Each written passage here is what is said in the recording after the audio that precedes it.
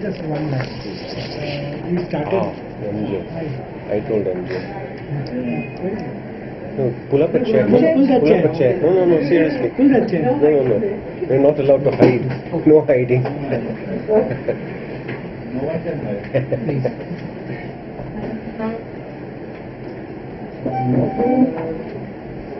Just one line about we were about to start, and you can introduce yourself. I am MJ Pandey. I am an unemployed journalist. That goes without saying. Yeah. We started with there is a long tradition in Bombay of left study circles. Many left study circles would go on. The tradition died. Tried to revive it. Jairus himself in Dadar used to have one study circle in Dadar. When was that? Some 90s. 90s. Yeah. Then we started here in this in CSSS. We had about 12 to 15 study circles, and then it died down. Again, this is yet another attempt, but this time we are more focused to begin with on Marxism. The idea is, and why we chose Marxism as a study circle, as a topic of study circle, is because amongst many other philosophies of change, Marxism is one. So, which questions the status quo, questions the powers, the structures, and so we thought let's begin from Marxism. And idea is not just to enrich ourselves with knowledge, but if possible, also do something about what we learn. So that's how we hit upon this idea of having study circles on Marxism. First we have on Jairus's after consultation with Jairus said we could have to begin with on 3 issues. One is on capital, which you must have received the mail. One is on capital, second is on next one will be on historical materialism, and the third one will be on revolutionary politics. And after that we could all collectively decide which area we want to go more in detail, where do we want. Some people were, Vijay was asking for list of reading material. I copied that mail to you. I attempted to go through it actually. Yeah, I sent something. Okay. So we could also have a reading list after today's study circle for next topic, that is historical materialism. So, James. Okay, I mean, the idea was to introduce capital, because obviously one can't do much more than that in 35-40 minutes.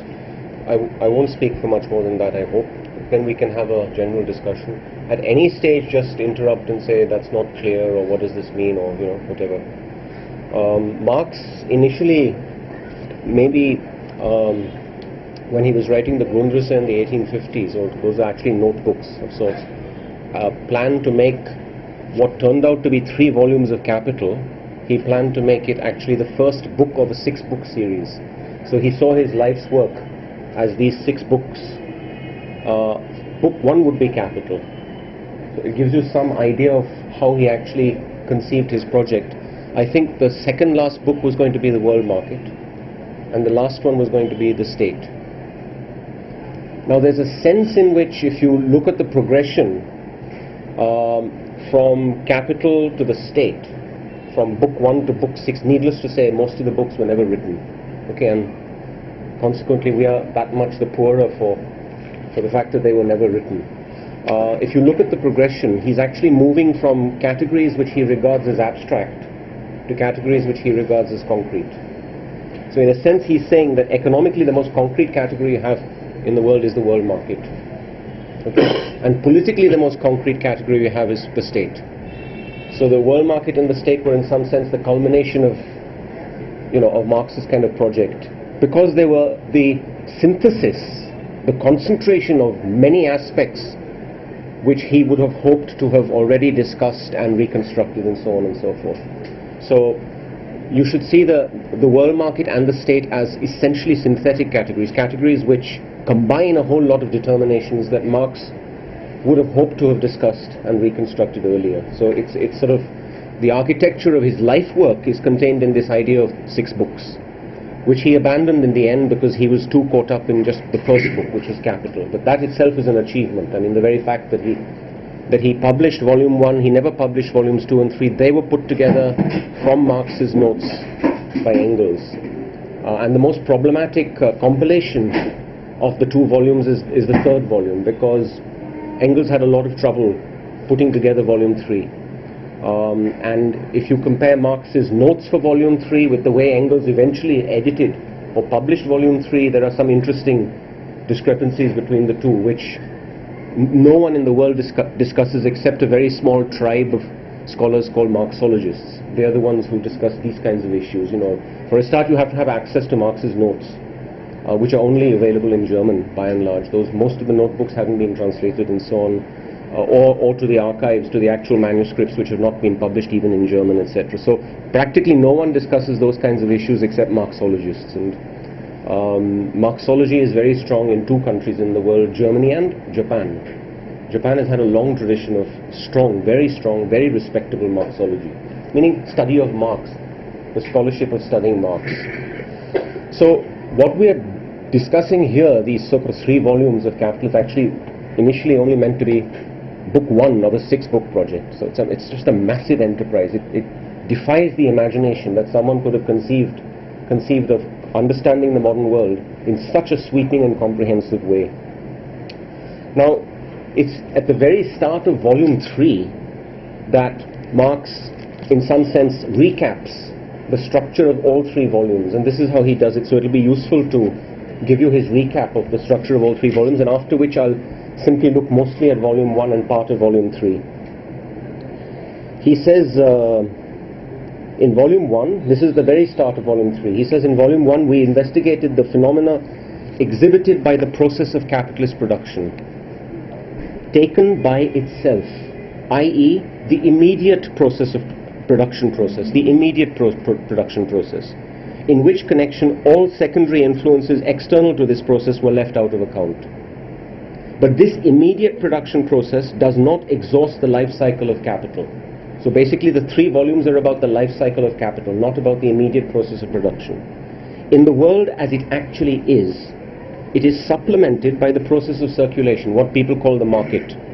You know, in vulgar kind of discourse you call it the market economies and so on, the process of circulation, and this formed our object of investigation in the 2nd volume.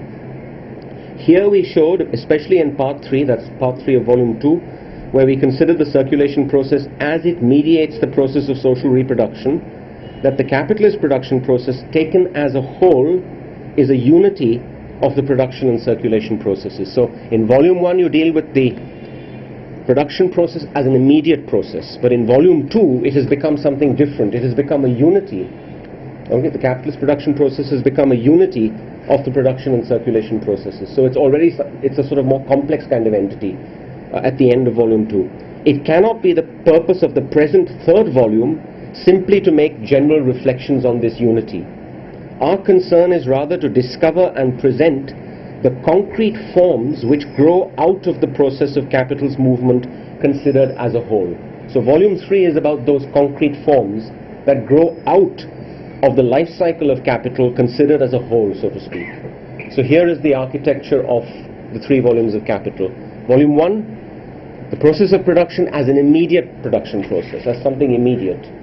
Volume 2 is about circulation and the process of social reproduction as it is mediated by circulation. Okay?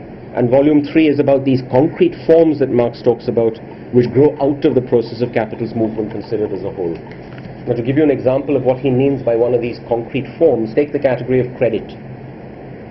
The scientific category, the economic category that is the foundation of the entire banking system of any country is credit.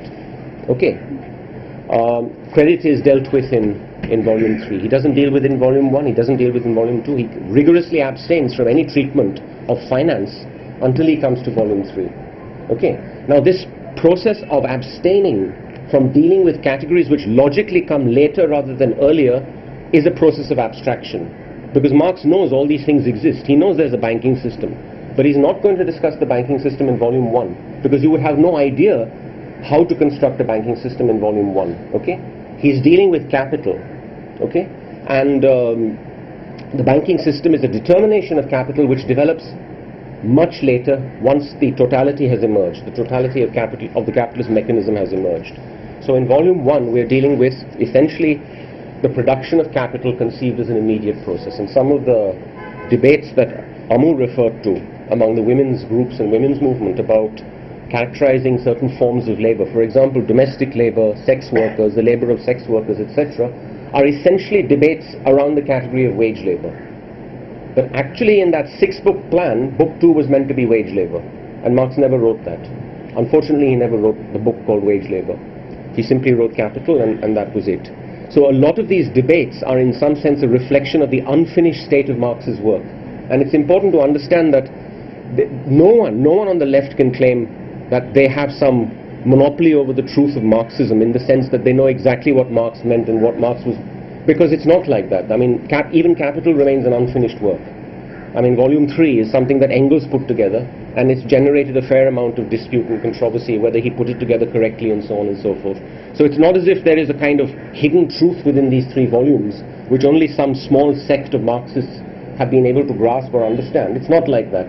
It's entirely up to, the entire access to Marx should be democratic. In other words, everything is up for grabs. It's up to us how we choose to interpret these things. Now about bibliography, before I start with volume 1, the standard text which most students in, say, in Western universities use is the one by Ben Fine, called Marx's Capital.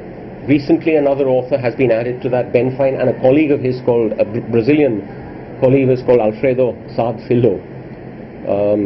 Doesn't matter how you spell it, but Alfredo is a colleague of Ben Fine's. They are both at SOAS. Their standard text called Marx's Capital has now gone into about 6 editions, and they were looking for an Indian publisher, and I was trying to help Ben Fine find an Indian publisher for Marx's Capital. It's a very good introduction. It's basically geared to this kind of level, our level. It's sort of, you know, it's geared as an introduction to capital, and it deals with the categories quite rigorously. It doesn't simplify, oversimplify, or vulgarize any of the discussion. It's a good introduction, but they haven't been able to find an Indian publisher. I mean, I had recommended 1 or 2 Delhi publishers to them, but it never worked out. More difficult as an introduction to capital, but very impressive, is David Harvey's Limits to Capital, which was published way back in the late 1970s, I think. Limits to Capital. And Harvey claims in the introduction to that book that he wrote the book over one weekend. Sitting somewhere in Oxford, he typed out the whole thing in one weekend. I think that's an exaggeration, but it's a very good book. But it's much more difficult than Ben Fine's Marx's Capital, which is essentially meant for students. And recently, it's worth mentioning, just 2 years ago, Verso brought out a very, very imaginative introduction to Capital by Frederick Jameson, who's a cultural theorist. So some of you who are in kind of cultural studies would find that interesting. It's called Representing Capital. So it's a Verso publication, Representing Capital, published in 2011. It's a fascinating, short, fascinating discussion of what's going on in volume 1. You know, Jameson is an extremely imaginative sort of scholar. Okay, so basically, to start with an idea that Jameson puts forward in his book Representing Capital, he says the best way to look at parts 1 and 2 of volume 1, because they're divided into parts, is to see part 1 is the shorter of the 2 parts, part 2 is much longer, etc. But to see the riddle in part 1 is essentially what you can call the riddle of the equation. Okay? And the riddle in part 2 is also about something that enters that equation, about equivalence. But before I say what the riddle in part 2 is, let me just explain what the riddle of the equation is. Basically, it's about the equivalence of radically distinct objects. How can radically distinct objects, distinct in every functional, material, physical way, be equivalent in any sense? What is that equivalence all about? Okay, so it's the riddle of the equivalence of radically distinct objects. That's one way in which Jameson is. The riddle of the equation and its solution in the money form. Basically the solution to that riddle, but it's a provisional solution, is money. And this is what one is talking about. Through much of capital, you get a kind of duality running. And the earliest form of that duality is the distinction between use value and exchange value, as Marx calls it, okay? Now that actually recurs throughout capital in different forms, etc. But Marx's thinking, his style of thinking, is to work his way around these kinds of provisional oppositions or conflicts or dualities or whatever, to work his way around them and extract meaning from them. To give you an example, the perspective of volume 1 is individual capital, because we said it's the production process as an immediate process. Alright, now what does it mean to talk about individual capital? It means take any one individual business in the world, isolate that business from everything else that goes around it in the world. Just isolate that business and look at the internal characteristics of that business. What is going on? Isolate it from the rest of the economy and the market and so on and so forth. So it would be like this abstraction that he calls individual capital. But essentially the perspective in volume 1 is that of individual capital. By the time you come to volume 2, where we're dealing with circulation and reproduction, you're dealing with connections between individual capitalists. You're not dealing with an isolated individual business or capitalist. And so you're talking about something that is closer to what he calls social capital or total capital. Imagine, for example, all the businesses in the petrochemical industry, all the businesses in the tobacco industry, etc. Imagine those. They would not quite add up to social capital, but they would be like the total capital of that particular industrial sector. The total capital of it. All these individual capitals aggregated into the total capital of that industrial sector. Then now imagine all the different industrial sectors being connected together through the real economy, through some circulation process and so on and so forth. You're talking about something closer to what Marx means by social capital. Now imagine that being replicated on a world scale, not just for one country but for many countries and all countries in the world. Then you really begin to get a sense of social capital as it exists in the world as a whole. Okay? Such is the complexity of capitalism. By the time we come to social capital, it's actually an international, it's a category which works internationally, operates internationally. So the opposition between individual and social capital is one of the things that, for example, that runs through the three volumes of Capital. But let's go back to this twofold character of the commodity, which I start with. The commodity, use value and exchange value. This is where that sense of deja vu is very strong, because every circle on capital would begin with the commodity, with the value form, and what value is, and so on. And it's not that I've forgotten much of this, but I don't think that we should allow the theory of value to necessarily act as an obstacle to the further understanding of capital. For example, Althusser, French Marxist theoretician, recommended to his readers that you just skip the whole of part 1 of Capital and go on to part 2. Start the reading of volume 1 by skipping the whole of part. But part 1 is what contains the theory of value, and in some sense you can't dispense with it. It has to be there. In its simplest form, this equivalence of radically distinct objects is positing something that they have in common, isn't it? What is it that they have in common? Otherwise, how would they be equivalent? Well, actually, the word equivalence, it already suggests what they have in common. They have value in common. Okay? So value is, in this sense, is a purely quantitative substance. Alright? Unless they have this quantitative link, we cannot compare one and the other. We cannot say, for example, that, I don't know, 20 pounds of linen equals 1 coat, or 1 coat equals 20 pounds of linen, or whatever. Marx takes a lot of relish in these kind of long equations.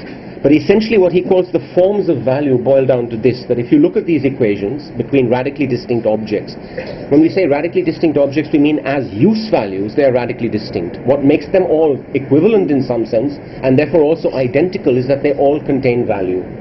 And therefore they are all commensurable. In terms of the fact that they all contain values, they are values.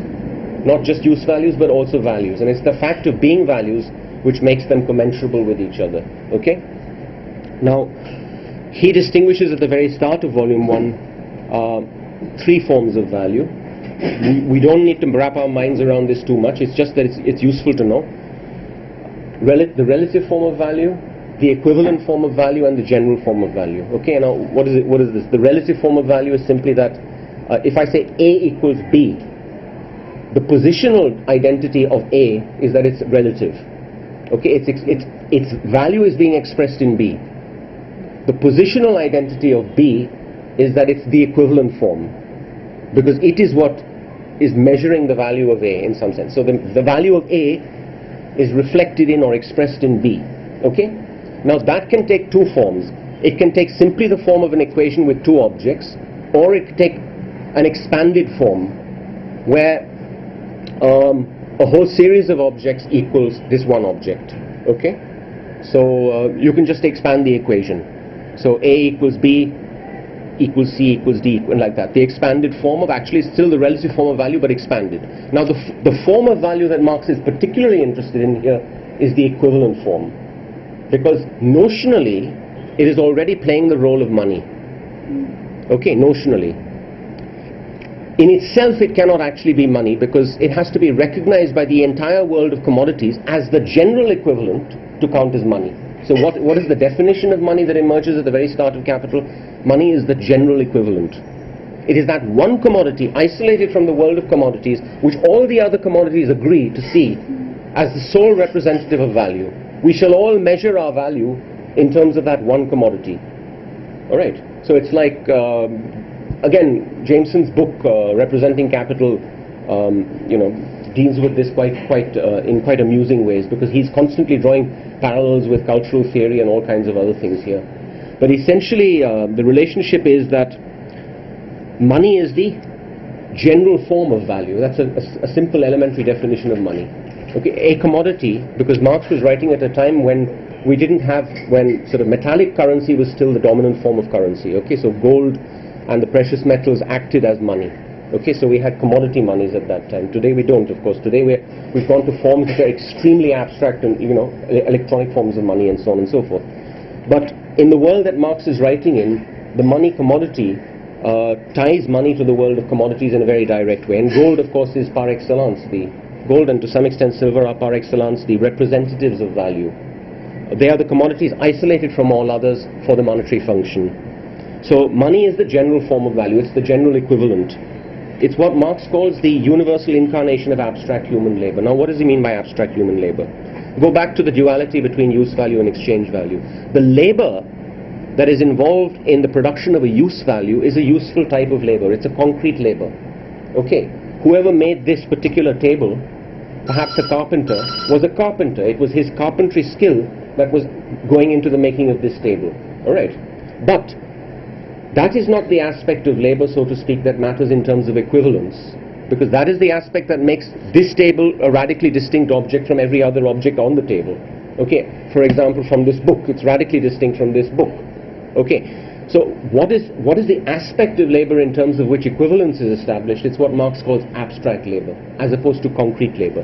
Concrete labor is useful, it's particular, it's defined by its specificity. It's the labor of this particular craftsman, of that particular mason, etc., etc. But abstract labor is the kind of labor that is, in some sense, the substance of value. Let's call it the substance of value. Value is what all these radically distinct objects have in common under commodity production, and the labor that is embodied in these values, so to speak, is abstract human labor. It's labor which is what Marx says, the English economists call it unskilled labor. It's stripped of all qualities. It is reduced to the most elementary function of simply being the source of value. Labor which is the source of value. Now there's more simple forms of labor, more complex forms of labor, and various types of labor that one can talk about in terms of how does domestic labor fit into the situation. For domestic labor we actually have to bring in categories like reproduction. Reproduction of what? Reproduction of labor power. Where does the reproduction of labor power take place? In the home. Alright, so domestic labor is essentially contributing, it's a kind of labor that is contributing to the reproduction of labor power. Now, I don't know whether this makes much sense in terms of what I've said so far, but it's only when Marx has derived the category of money in this way that we can go on to a consideration of capital, because capital then emerges as a more developed form of money. Okay, just as money has emerged as the general form of value, capital then emerges as the more developed, more complex kind of form of money. And Marx demonstrates that by taking two formulas. One is what he calls CMC and one is MCM. Now CMC is C stands for commodity, M stands for money. So C to M is when I sell a commodity and transform it into money, and M to C is when I buy a commodity and transform my amount of cash or whatever into a commodity. So CMC is one of the formulas that he deals with, and the reverse formula is MCM. Okay? Money to commodity to money. Now if I were to ask you which of these formulas in some sense is all about business as an activity in the modern world, is it CMC or MCM? I mean, you should be able to answer. Which of these two formulas applies to business people? What are the, business is an activity, as the pursuit of making profit, etc. Which of these two formulas do you imagine? Does, for example, a businessman start off with a commodity, transform it into money, and then end up with another commodity? Or is it the other way around? He starts off with money, he buys a commodity, and ends up with money, huh? MCM. MCM is what Marx calls the general formula of capital. Now, the second thing is, this would be completely irrational if the second M were absolutely the same as the first M. It would be an irrational formula. Why would anyone waste their time, alright, investing, let's say, I don't know, a crore or whatever, buying a whole mass of commodities, only to sell them for a crore? It would make no sense. It would be a lot of effort and trouble gone to waste. So what distinguishes, what gives in some sense a peculiar rationality to this circuit, MCM, is that the second M is what Marx mathematically calls M dash. It's money expanded by some increment. Okay? It's the original sum of money plus an increment, delta, whatever you want to call it. Like, your 1 crore, add another 5-10 lakhs to it. Alright, it's ended up with what ultimately will turn out to be surplus value. So the general formula for capital, MCM, means essentially that the second M there is an expansion of money expanded in some way. Surplus value, I say here, he's defined it at page 251. I'll just show you what he means. One of his first references to surplus value is, he says, the complete form of this process is therefore MCM dash, okay, where M dash equals M plus delta M, that increment, okay, i.e. the original sum advanced plus an increment. This increment or excess over the original value I call surplus value. That's Marx's first definition of surplus value. The increment over the original mass of money or the original sum of money I call surplus value. Now, needless to say, this is the most rudimentary definition of surplus value you have. Let's come to the second riddle, the riddle in part 2. The riddle in part 1 was about the equivalence of radically distinct objects, and the solution to that is money. Money as the general form of value. The solution is value or money. It makes no difference whether you say value or money, because money is simply the form of value, the general form of value. The riddle in part 2 is how can the exchange of equivalence produce a profit, or how can money beget more money? This M dash, or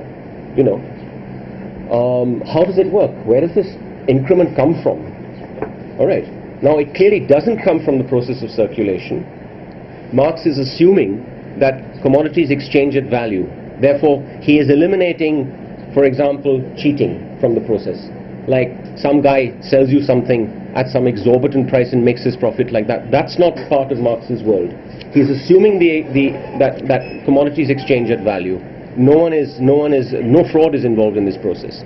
So his essentially simple answer is that profit cannot emerge from circulation. It emerges from another sphere entirely, which is called production. So we have to go back to production. And in a sense, what Volume 1 is doing is moving from the superficial sphere of the market back into production. But when you move into production, you have moved into it in its simplest forms. All right, not in its complexity, in its simplest forms. An isolated individual capitalist who is buying some commodity that has the mysterious power to generate more money than the money invested in buying it. Any guesses as to what that commodity is? The one commodity that has this mysterious power to generate more value than the value spent on that commodity. Any idea? Labor, absolutely, labor. So here, just an aside about labor, a lot of Marxists argue as if wage labor is the source of value. Wage labor. What do they mean by that? Oh, it can't be slave labor, because slave labor and wage labor are seen as distinct social forms. It can't be the labor of a serf. It can't be domestic labor, etc. But no. Marx is absolutely emphatic.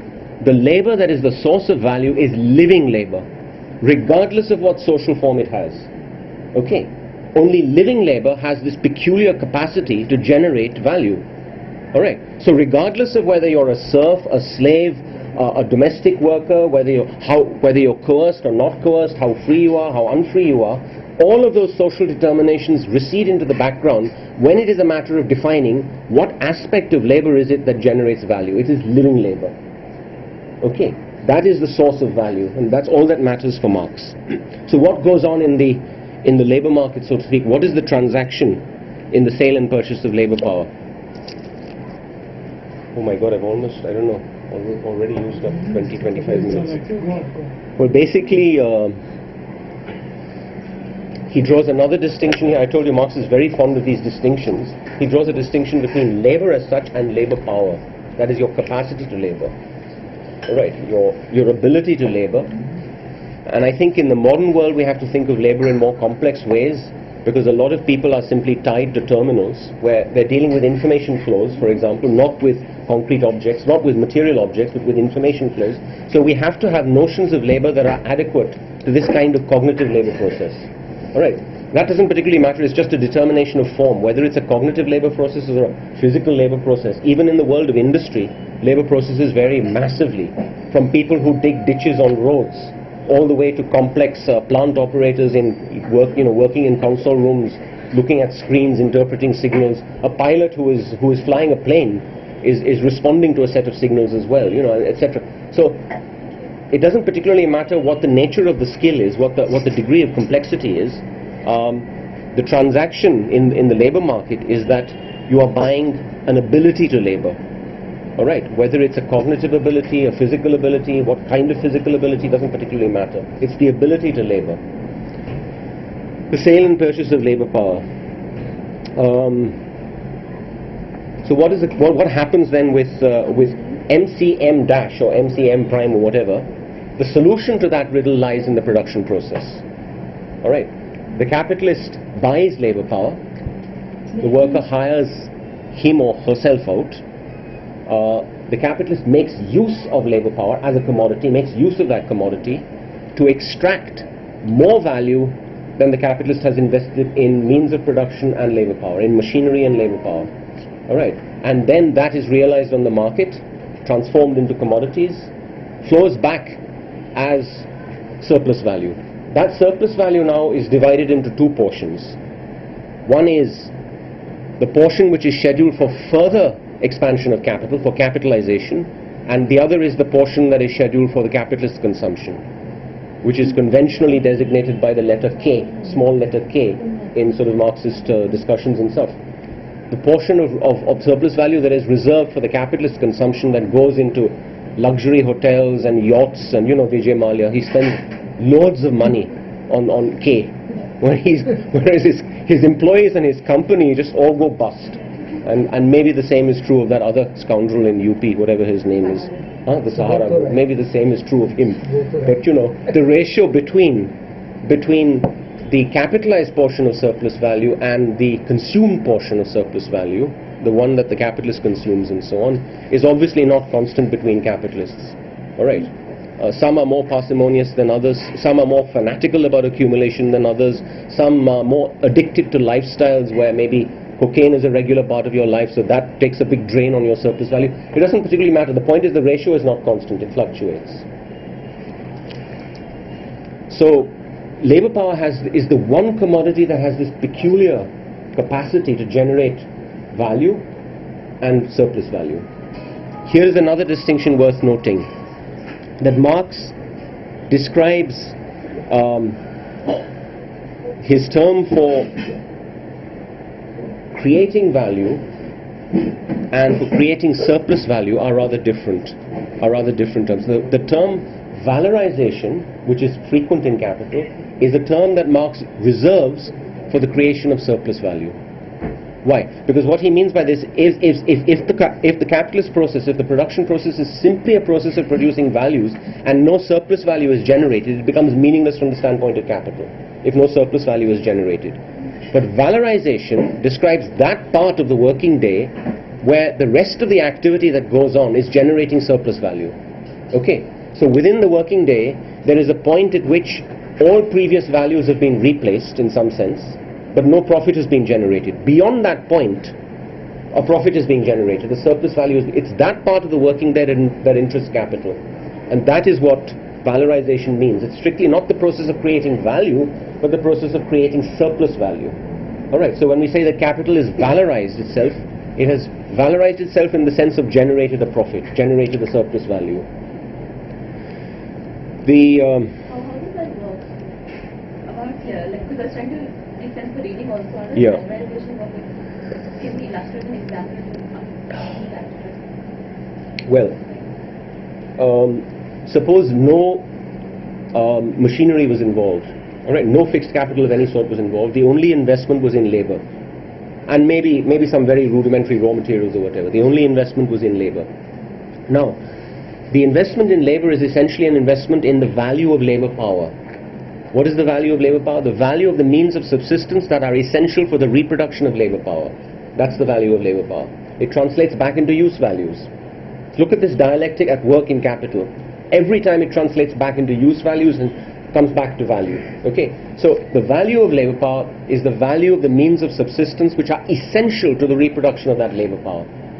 Okay, if a worker's wages are below the value of labor power, it means that worker, male or female, is not being able to reproduce their labor power from one day to the next, or 1 week to the next, or 1 year to the next, a fact which is true in India today. Largely because a lot of the cost of reproduction of labor power has been privatized and employers simply don't foot the bill. Okay, so there's literally been a decline in the value of labor power, in the sense that a lot of the wages, even minimum wages, for example, whether they are actually tied to the value of labor power is a moot point. It's problematic. But even supposing they are, a lot of employers don't pay minimum wages. So even if you assume that minimum wages in some sense define the value of labor power, which they don't, I think they're below the value of labor power, still employers who don't pay, to agricultural workers who, they don't pay even the minimum wages, or in the construction industry or wherever, are clearly paying wages which are below the value of labor power. That basically means that that entire segment of the working class is having to struggle to survive. Its labor power is being reproduced in a degraded form, in forms where it's a process which is incomplete. Okay, they and their family, I'm taking all of it together. So if this was the case, if the final value generated in the course of a working day were equal only to the value of labor power, what would the capitalist get out of it? Would the capitalist get anything out of it? All he would have done is recovered the amount of money invested in the worker's wages. Okay, which makes no sense. So it's the part of the working day beyond this necessary labor time, as he calls it. Alright, it's the part which is called surplus labor time that interests the capitalist. And much of the conflict in industry and in the modern world is about the ratio between necessary and surplus labor time. Alright, expansion and contraction of that variable part, because the necessary labor time is more inelastic than the surplus labor time. There's a certain rigidity, a cultural rigidity about how far you can depress wages. Obviously, ultimately it's going to be a biological rigidity. There's a point beyond which you can't depress wages. People have to survive in just terms of nourishment. Okay? So the more variable part of the working day is surplus labor time, the part which generates surplus value, so to speak. And there are two ways of generating surplus value, but we'll come to that in a minute. So the term valorization specifically describes the process of creating surplus value. And now you throw machinery into the picture, which you have to. Means of production have to be there in some form. I say machinery as a shorthand for means of production. In a lot of production in this country, you may not have machines in that sense. You have labor processes that are more simple and non-mechanized and so on, but nonetheless, notionally, there are these three components of the value of the product. What does the value of the product consist of? It consists of what Marx calls C, V, and S. S you are already familiar with, it's surplus value. But the rest of the value which is invested, in which in some sense capital is functioning, is divided by Marx into C and V. and C stands for constant capital, V stands for variable capital. Okay, so the value of the product C plus V plus S is constant plus variable capital plus surplus value. It can't be greater than that. Now constant capital in turn is divided into fixed capital and circulating capital, and variable capital is the capital invested in wages. Alright, I know there's no point in absorbing all these particular definitions. The point is that imagine it as a understanding of what is the value of a product. It's divided into these three parts. The difference between C and V is that the value of C is being transferred to the final product over a period of time, like a machine depreciates over time. Now take a computer. All of us maybe have had problems with computers. Over time you have to keep replenishing things, no? Something conks out, your motherboard gives up, etc., etc. So there is a depreciation of that piece of equipment over time. It may actually be only 2 or 3 years. You might have bought it 3 years back, it's already malfunctioning in some way. You keep calling the guy in to fix it. So depreciation of constant capital means the transfer of the value of that constant capital to the final product in small increments. Variable capital is the capital invested in labor power, all right, in the value of labor power as a mass. So the smaller the number of workers but the higher the wages, you get a certain magnitude of variable capital. Okay, the larger the number of workers but the lower of wages, you get a certain magnitude, and the two might be equivalent to each other. It depends obviously on the size of the labor force on the one hand. I'm defining variable capital, the size of the labor force on the one hand, and the wages which are paid on the other. Okay, so variable capital is that part of capital which actually has the, why he calls it variable is that it has the capacity, I presume, to generate value. All right, to create value, as opposed to simply having the transfer of value to the thing. Now, surplus value is essentially what capitalism is about. All right, and here another distinction is worth mentioning, which is the distinction between the rate of surplus value and the mass of surplus value, because ultimately this is going to play a critical role in capital. The rate of surplus value is S over V. The rate of surplus value is the surplus value which is generated in the course of a cycle of production, maybe 1 day, 1 week or 1 month, divided by the value invested in wages. There is a physical description of the rate of surplus value. It's called the rate of exploitation. These are equivalent terms in Marx. The rate of surplus value and the rate of exploitation are the same. Okay, it's just that one is a value expression of the other. Okay, S over V. So how much surplus value is generated in relation to the wages which are paid defines the rate of exploitation. What you would ask is S over C plus V, because the capitalist is also invested in machinery or constant capital. Okay, which is fixed capital and circulating capital. Circulating capital, raw materials, for example, which are rapidly consumed in one cycle of production or several cycles of production. Fixed capital, from the most durable elements of fixed capital like land and buildings, to other elements of fixed capital like, for example, machinery, etc. So S over C plus V is what defines the rate of profit in Marx. All right, surplus value divided by both the investment in C, in constant capital, plus the investment in wages, in workers, V. So the difference between the rate of exploitation and the rate of profit is simply that you add C in the denominator in one case. S over C plus V is the rate of profit. S over V is simply the rate of exploitation of labor, etc. Now, there are two methods of generating surplus value in Marx, which he calls absolute and relative. I don't want to actually be so rudimentary about this, but let me go through this very fast. Absolute and relative. Absolute surplus value production is when you lengthen the working day.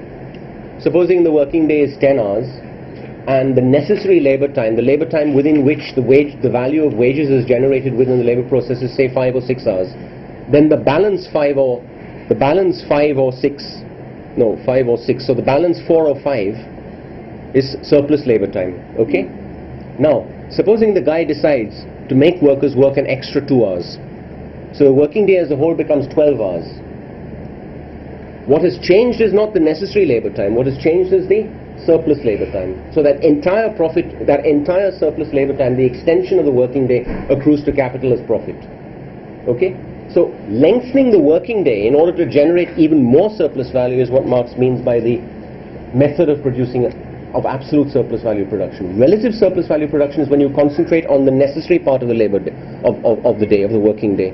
Namely, necessary labor time is being compressed through investments in productivity. Okay? For example, more and more and more is being invested in means of production that reduce the value of labor power, so that it becomes cheaper to reproduce labor power over time. Okay? Which is the case with a lot of mechanized food industries and so on. The value of labor power is being compressed. That means that the necessary labor time is no longer 5 hours. It may just be 3 hours. And tendentially it's moving downwards. The rest is still surplus labor time. So he's increasing surplus value by compressing necessary labor time through productivity increases in those sectors which feed directly into the reproduction of labor power. So the distinction between absolute surplus value production and relative surplus value production is essentially a distinction between two less or more advanced forms of capitalism. Much of Indian agriculture works with absolute surplus value production. Alright? Cutting wages below the value of labor power also increases surplus value. That too Marx would regard as absolute surplus value production, where wages are depressed below the value of labor power. So either lengthening the working day or doing that as well, absolute surplus value production. It defines the most barbaric forms of capitalism. Relative surplus value presupposes massive increases in productivity. Okay? It presupposes that the means of production, that you're investing in means of production that are able to produce at lower cost, so that even the elements of the wage, the material elements of the wage are being produced at lower cost. Therefore, labor power itself is becoming cheaper because of increases in production, in productivity, etc. Now, if at this point, let me just tell you, I think the most important lesson from volume 1 of Capital is unemployment. There is no lesson more important in volume 1 than unemployment. You know, this whole election, part of this election is being fought on the basis of creating jobs, generating jobs. You know, all this stuff about massive unemployment in India. You know, I promise to create, I don't know, 5 crore jobs, 10 crore jobs, etc., etc. That's all bosh. Because the creation of jobs in that sense is not, it's not entirely ad lib. It's not within the will. It's not within the arbitrary will of any government. What it depends on is the capitalist mechanism. And that is not a nationally isolated mechanism either. It's an internationally integrated mechanism. So India is part of an international economy. Okay. So the rate at which jobs are being generated depends on the accumulation of capital within the economy as a whole and within the world as a whole. And those are forces way beyond the control of any government. However much they like to tell the electorate, oh, you know, they've lost control of this, they've lost control of that, we'll be able to do this, that and the other, whether it's inflation, whether it's unemployment and so on. The fact is that these are factors determined by powerful forces within capitalist economy. Okay, both nationally and internationally. And when I said the most important lesson you can take away from volume 1 is unemployment is an intrinsic part of the accumulation process. Intrinsic part of it. It's not some external part of it which has simply been slapped on by Marx. Unemployment is what accumulation is all about. It's what accumulation of capital is all about. Alright. And here it seems to me that the one chapter that matters most, and if I had to choose a single chapter in volume 1 and say, just read that to understand what Marx is driving at, it's chapter 25 in the Penguin edition. Chapter 25. It's called The General Law of Capitalist Accumulation. The General Law of Capitalist Accumulation. It's a summary, Marx's summary at the end of this volume of what the mechanism of accumulation is essentially about.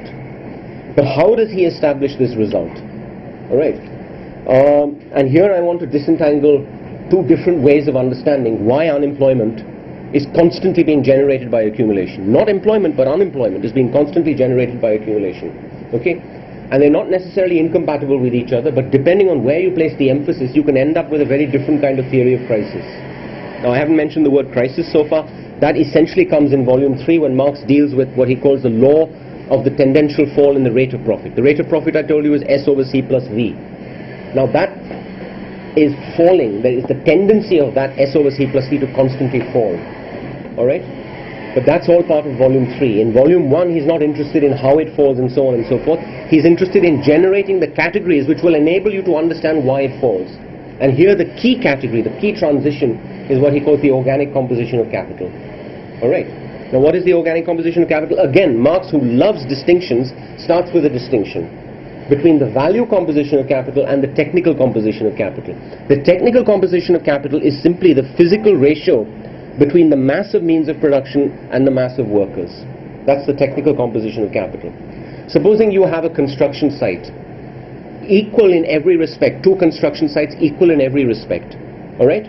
With one difference, that one is operating with half as many construction workers as the other, supposing. Now the technical composition of capital will be very different on these two construction sites. In one, the ratio will be much bigger than it is in the other. Supposing there are 200 construction workers on one site, and a largely equivalent site has only 100 workers. Alright? The technical composition of capital is twice as great or half as great depending on which one you're comparing, okay, between those two sites. And so it is with all businesses. Even within the same homogeneous industrial sectors, you get massive variations in levels of technology reflected in the technical composition of capital. How much machinery a worker is able to operate with. For example, the textile industry in Bombay. How many spindles, how many looms can a single worker handle? A lot of conflict around work intensity, around wages, has to do with this one quantity of how much the employer expects you, the mill owner expects you to actually handle or operate. So that's the technical composition of capital. The value composition, going back to the distinction between use value and value, exchange value, the value composition of capital is the same ratio expressed as values. Namely, how much is invested in those means of production, how much is invested in that packet of wages. The organic composition of capital, Marx says, is the value composition determined by the technical composition. Now I know it sounds horrendously complicated to say this, but all it means is that the organic composition of capital is essentially the value composition, but determined by changes in the technical composition of capital, determined by changes in the technical composition of capital. Now what's happening in the course of accumulation? What does accumulation mean? It means that capitalized part of surplus value is being plowed back into expanding C and V. That's what accumulation is. I told you there were two notional parts of surplus value. One is K, what the capitalist consumes, and one is what does Marx call that part, which is capitalized again, which is plowed back into production. Okay, the capitalized portion, the portion that is reserved for expansion, all right, goes into C, it goes into V, C expands, V expands. So you start a new cycle of production with more machinery and a larger labor force. Okay, that is the process of accumulation that Marx is describing in volume 1. But what happens to the organic composition of capital as this is happening? Okay, here it seems to me the fundamental point that Marx is making by way of a general prognosis is that the mass of the means of production will expand faster than labor power. Because of what? Why does he say this? Why does he take this stand that the mass of the means of production will expand faster than labor power? Simply because of the compulsion, the drive to increase productivity. Okay. Now actually in volume 1 he suddenly refers to competition. He says that the battle for higher productivity is the main mechanism by which the battle of competition is fought between capitalists. Competition doesn't belong to volume 1, it belongs to volume 3. Even in volume 3 he doesn't deal with it properly. But if you look at the battle, the competitive struggle between businesses, the more productive business obviously beats the less productive business. But what does more productive mean? It has a physical use value expression that a larger mass of use values is produced by the same amount of labor power. A larger mass of use values. That's the physical expression of productivity, which also has a value expression to it. So, because of the compulsion to increase productivity, to produce more efficiently, to produce more productively, there is a tendency to invest more and more in capital, more and more value in means of production than in labor power. So C expands faster than V. C expands faster than V. That for Marx is a characteristic of the accumulation process. You'll never get it the other way around, V expanding faster than C. C expands faster than C. That ratio, C over V, is what he calls the organic composition of capital. It's rising, it's increasing. And modern industry is defined by increasing levels of organic composition of capital. That is the definition of modern industry, rising organic composition of capital. What does that mean in terms of the rate of profit? If C expands faster than V, and the rate of profit is S over C plus V, and V is the source, V, living labor, is the source of profit, of surplus value, it means the rate of profit falls. Okay? I know it may sound a bit, but it works out. It's logical. It works out. Okay. Why then talk about unemployment as the basic lesson you'll carry away from Volume 1 in Marx's understanding? There are two possible ways of looking at this. I referred to these two possible ways. One is because of the rising organic composition of capital, labor in some sense is being displaced. Okay? C is expanding faster than V. At some point in highly automated sectors of production, you may need only a handful of plant operators to run an entire operation or refinery, maybe run literally by an elite workforce of about 15 to 20 workers, most of them sitting in the console room and looking at screens and so on and so forth. The rest will just be maintenance workers and all kinds of peripheral forms of labor. Alright? So these very automated sectors have phenomenally high levels of organic composition. They are precisely the sectors where you would expect the rate of profit to be much lower, with this one big difference, that profit is not allocated simply on the basis of your industry. Alright, it's allocated in relation to the size of capital, not in terms of which industry you operate in. So everyone contributes profit to a general pool, and that process of the equalization of profit, again which something he deals with in volume 3 of Capital, alright, returns to you in terms of the size of capital. How large the business is, it returns to you in that form. I'm not going to go into prices of production, cost prices and so on and so forth, what the equalization of the rate of profit actually means when you go from a value world to a price world, from value to price. But the organic composition of capital will vary between sectors, it will vary between businesses, depending on how technologically sophisticated they are. And obviously even the skill characteristics of workers will vary. According more automated sectors require a very different kind of skill. Serge Mallet, a French Marxist sociologist, studied automated production in France in the late 50s and early 60s, and he thought that this was where the new working class lay, in these automated sectors of production, because their skills were very different, and their skills were bound up with the company, all right, with the fortunes of the company. So these were workers who had an active interest in controlling the fortunes of the company and the future of the company. They were interested in things like balance sheets, finance, profitability, etc. Whereas most semi-skilled workers in mass production lines have no interest in those issues. All right, their labor is completely de-skilled. They have no conception of the production process as a whole. They might be working in one part of the production process, hammering tires all the time or whatever.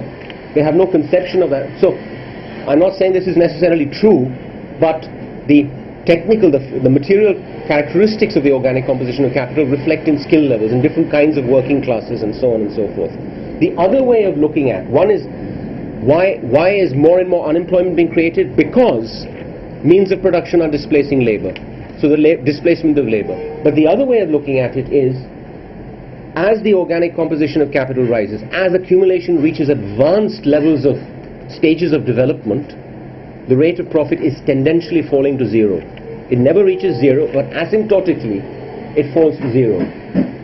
Now that is, if you like, the theory that personally I'm very inclined to, rather than the displacement of labor.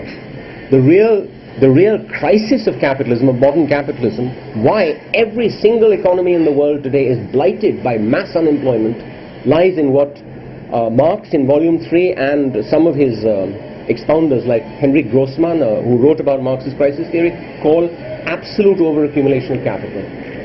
Absolute overaccumulation of capital is when, if you invest a massive amount more, it's not going to generate one paise of new surplus value for you. Not one paise more surplus value will be generated. So you have reached complete stagnation point. Okay, so it seems to me that it's when this stage of very advanced capitalist economies reach a point of absolute overaccumulation of capital.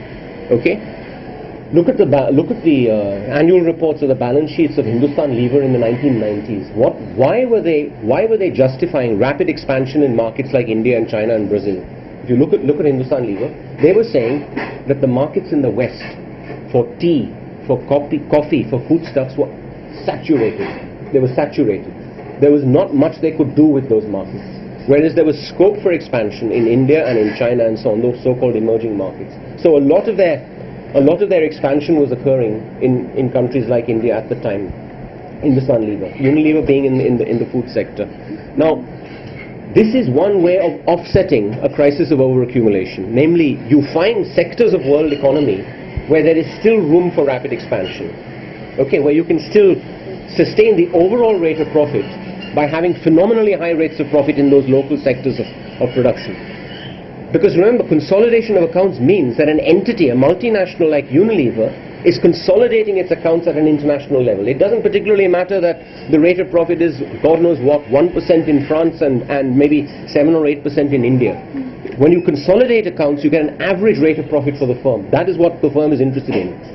All right. And obviously the more opportunities they can find in countries like India to sustain profitability, the more they'll go for that. So one way of looking at globalization is in terms of the absolute overaccumulation of capital. Namely, precisely when this phenomenon began to become true in modern capitalism, in the 70s and 80s, you had this mad, frantic rush to search for new markets. And so the world was reconfigured.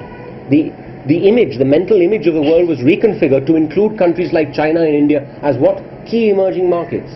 They had been completely neglected till then. China was only discussed politically by way of bashing Maoism and so on. India was hardly discussed, barely discussed. It wasn't on the map. Suddenly in the 70s and 80s, they start becoming, especially in the 80s, they start becoming strategically crucial markets for the expansion of capital. So globalization is one of the ways in which they were trying to offset what was essentially a crisis of absolute overaccumulation. The other big way, which explains changes in the nature of capitalism, is investment in finance, in the financial markets. Okay? Because that too, it seems to me, the kind of profits that were being generated through derivatives trading in the 80s, 90s and onwards, it starts at the very end of the 80s, but the phenomenal profits that manufacturing companies like Procter & Gamble were making in the financial markets in the 90s, tempted all their kind of treasury departments, the people who actually deal with their surplus cash, they have to invest that surplus cash in some way, tempted them into markets which they didn't fully understand. These were horrendously complicated products, financial products. They didn't understand them, but they said, go ahead. You know, they were spending billions of dollars investing in financial products they hadn't a clue about. You know, only the guys who had designed those products, the traders and the salespeople who had designed those products understood exactly how fiendishly complex, and they were just rip-offs basically. They were financial products that were not meant to be understood by the average investor. So the financial crisis that emerges eventually is because of this huge explosion of the financial markets from the 80s onwards.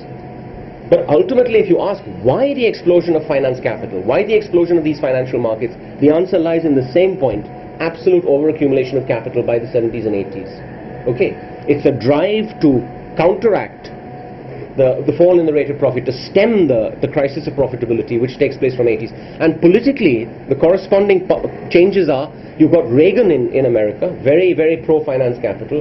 You've got Thatcher in Britain, very deeply, profoundly hostile to manufacturing.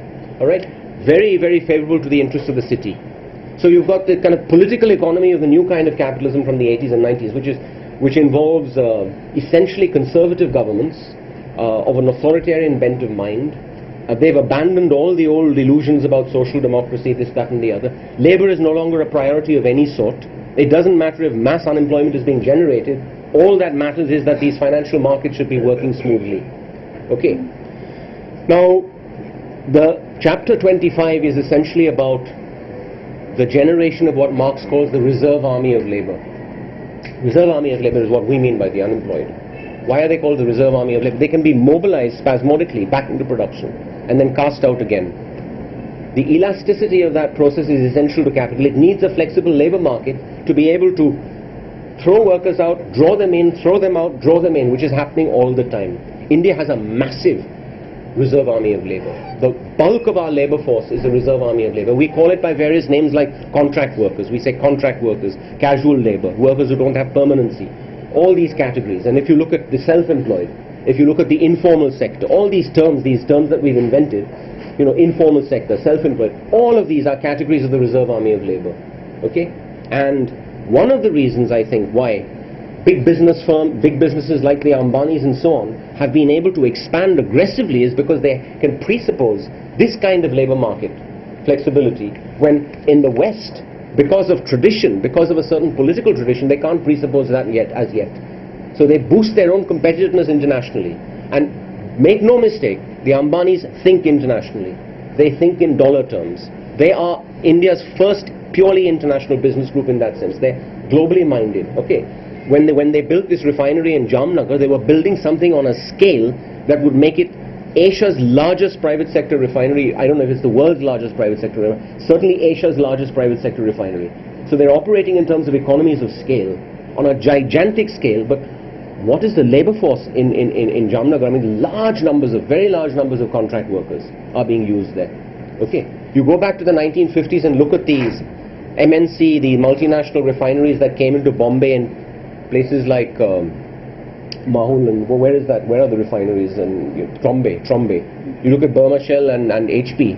Okay, you had a large number of permanent staff at that time. Admittedly, even within the permanent staff, there was a kind of elite element. Very high wages, very skilled, very managerial, etc. Then you had a large intermediate group of workers with reasonable level of permanency. Then you had a very large, in the pyramid, you had a very large number of temporary workers. Then you had contract workers. That was the pyramid. But the pyramid was not as sharp as it became from the 80s onwards. When they were nationalized in 1973, these firms, these oil firms were nationalized in 73. Look at the labor structure, our post-nationalization. Massive amounts of contract labor at the bottom. Some 10,000 contract workers in either HP or BPCL in Bombay. 10,000 contract workers in the late 70s and 1980s. Then above that, about 4,000 or 5,000 temporary workers. And then above that, about 400 or 500 permanent workers, permanent staff. That was the kind of pyramid that emerged.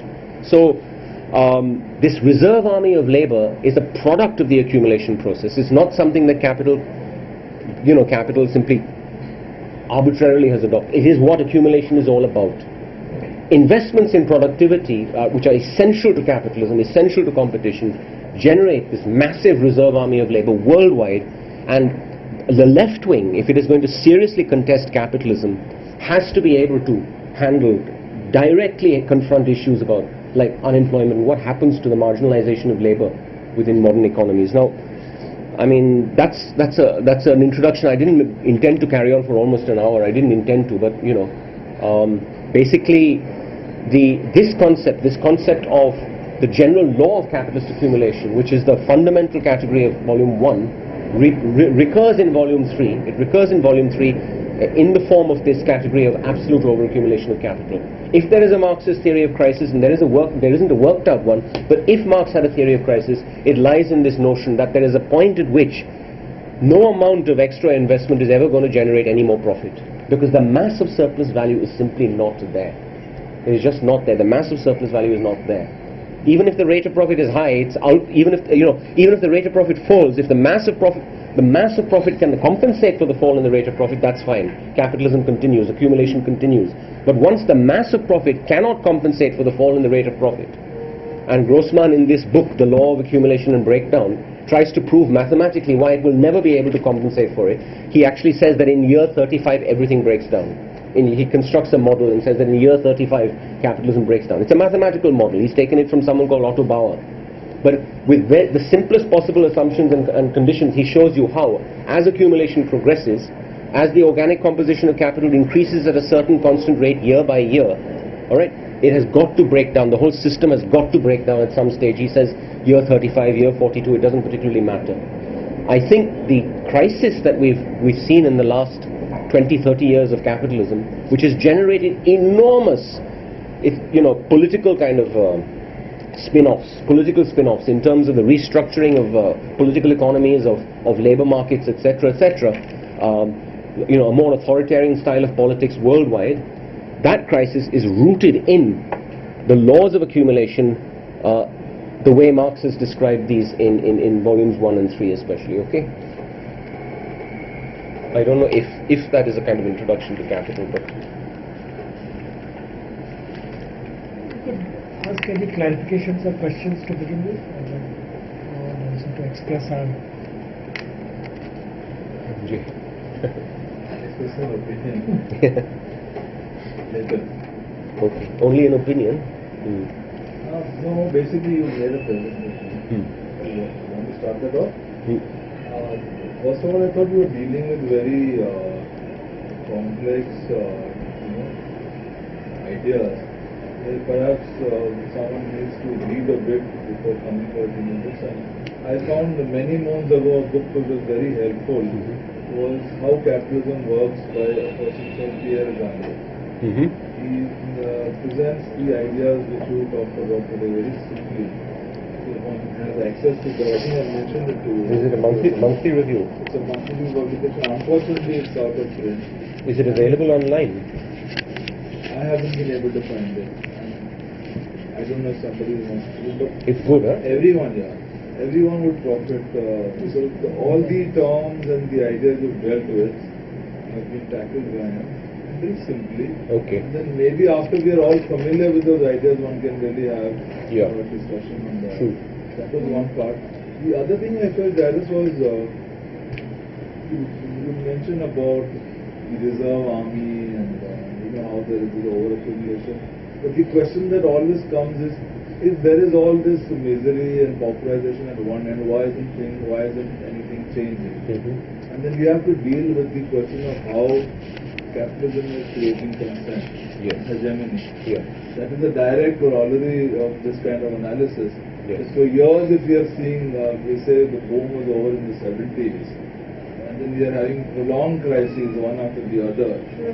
And how is it that they continue, and there is, in fact, whatever status alternatives that there have also collapsed. Yeah.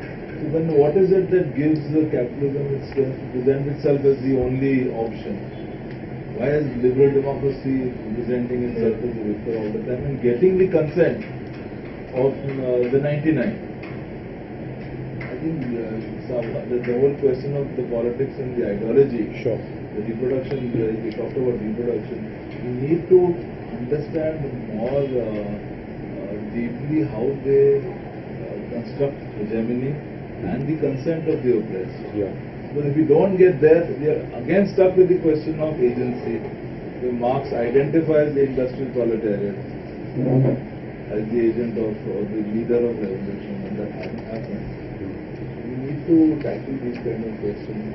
Maybe But for one answer is already there. Yeah. Yeah. One answer is already there for that. linked to this. Totally unlinked. But Yeah. because I wonder whether the questions you are raising are actually connected directly to this or to whatever you have announced in the third session.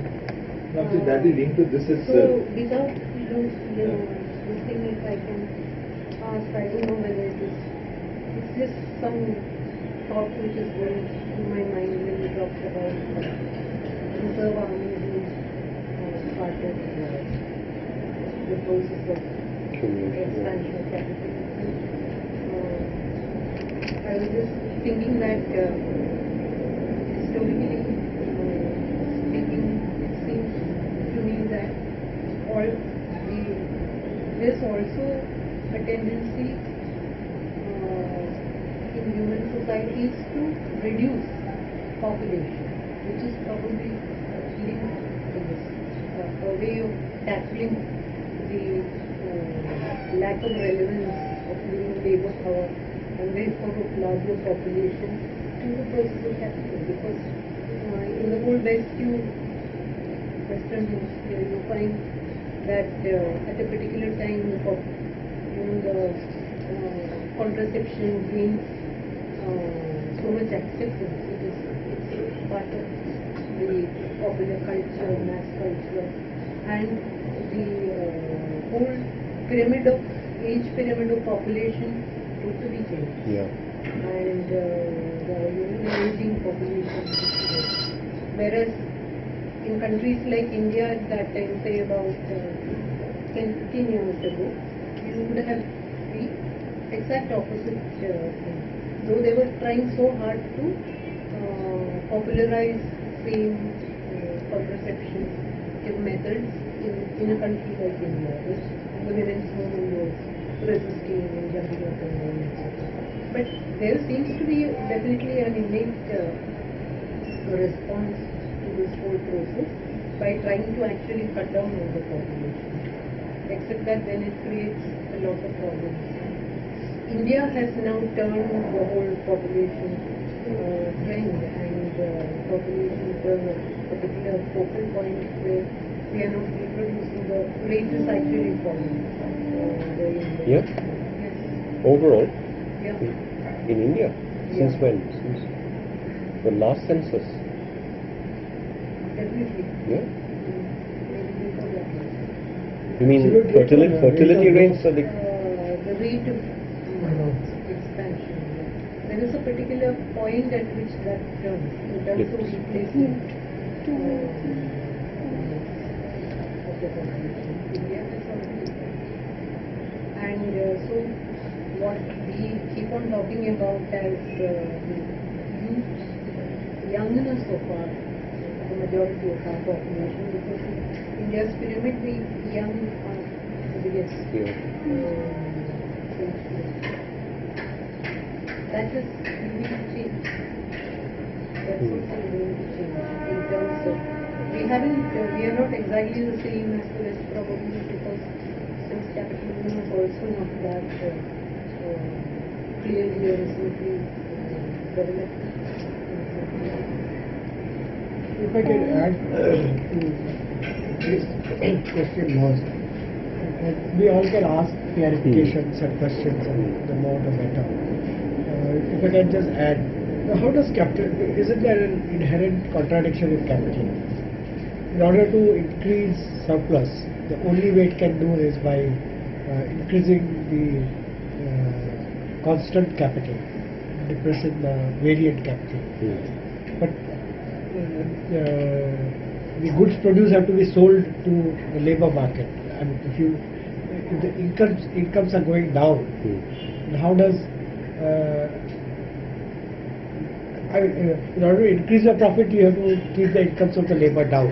When the income is down, whom do you sell to? You don't sell to inanimate things. They don't consume what is produced. So isn't there a contradiction? Yeah, I mean that's basically the position of what's called underconsumptionism, which is that Marx himself says that the ultimate cause of all crises is the misery of the masses. But long before that point is reached, businesses sell to each other. For example, they trade. I mean, the most advanced parts of the capitalist world trade with each other more than they do with countries with vast populations like India and China. Most of the world trade is concentrated in the kind of G, whatever it is, the G7 or G, etc. So accumulation itself creates a market for capital. All right. Now, Luxemburg found this a problem, like you. Luxemburg found it a problem, and she said, therefore, for capitalism to survive, for the accumulation process to go on, it requires external markets, what she called external markets. Now, what she meant by external was external to capitalism. Okay, capitalism. But of course, in the day when Luxemburg was writing Accumulation of Capital, just before the First World War, the colonial and semi-colonial countries were largely undercapitalized. They had largely been integrated into capitalism, but not quite in the way of seeing large industry developing in these places. So she saw these large blocks in the world as external to capitalism, and she saw the kind of drive to subjugate these parts of the world as part of the drive to expand markets there, to control markets there. So she thought that is what is sustaining profitability. Essentially, imperialism for her was the kind of basis for sustaining capitalist profitability.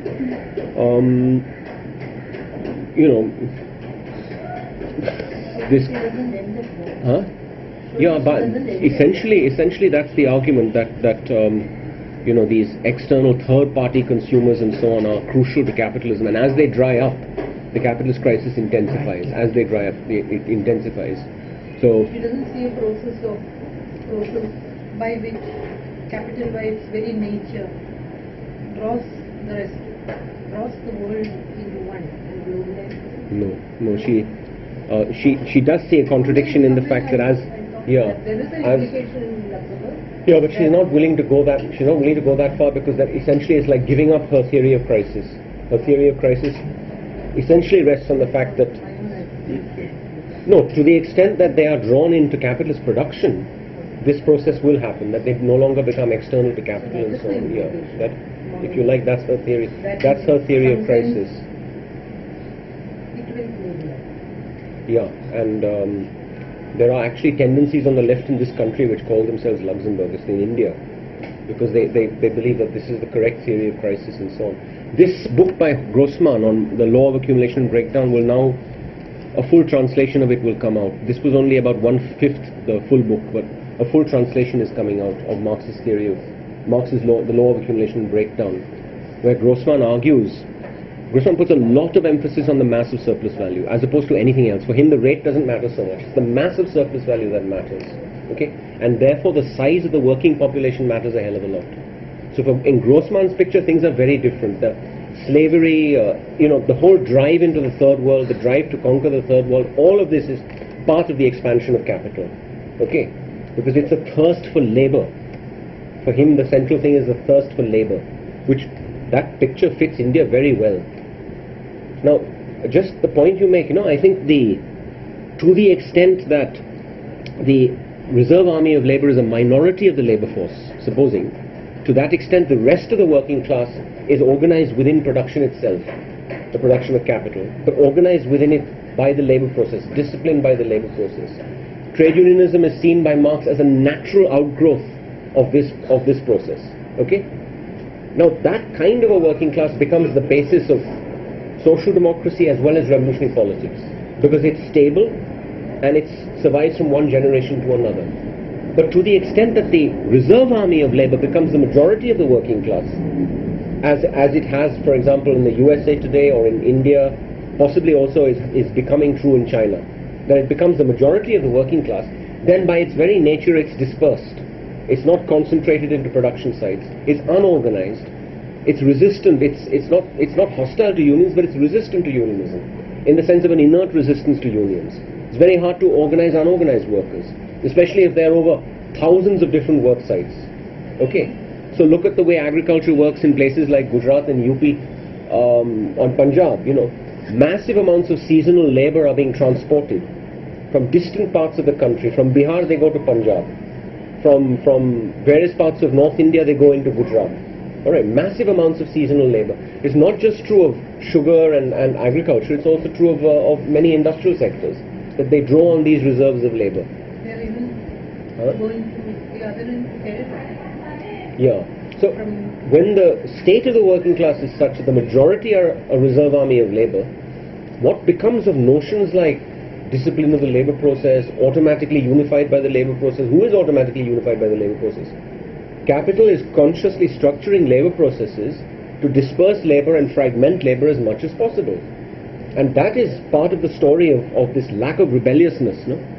Marx's picture is premised on the rebellion of the working class.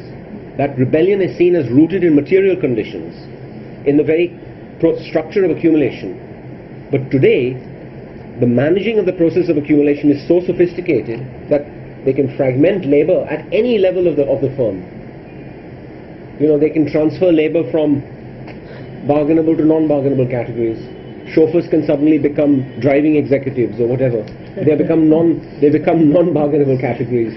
They no longer have access to unions, etc., etc. So Bombay managements have been doing this since the 1980s quite systematically in order to undermine the unions. That is itself part of the process of accumulation, because they drive up their profitability by reducing wages, by breaking unions, by dispersing and fragmenting labor. So I absolutely agree that the next thing after this is to look at ideology. The next crucial domain after capital in some sense is ideology, because that is where all of these forces of the class struggle intersect and find a very powerful concentration. You talk about consent, and the manufacturing of consent, but it's not as if it's a consciously given consent. It's just that people spontaneously accept a system in an unthinking way, an uncritical way. It actually calls common sense. Common sense, or the flip side of it is the hegemony of certain kinds of ideas. Okay. No. I have two questions. One, you just answered that.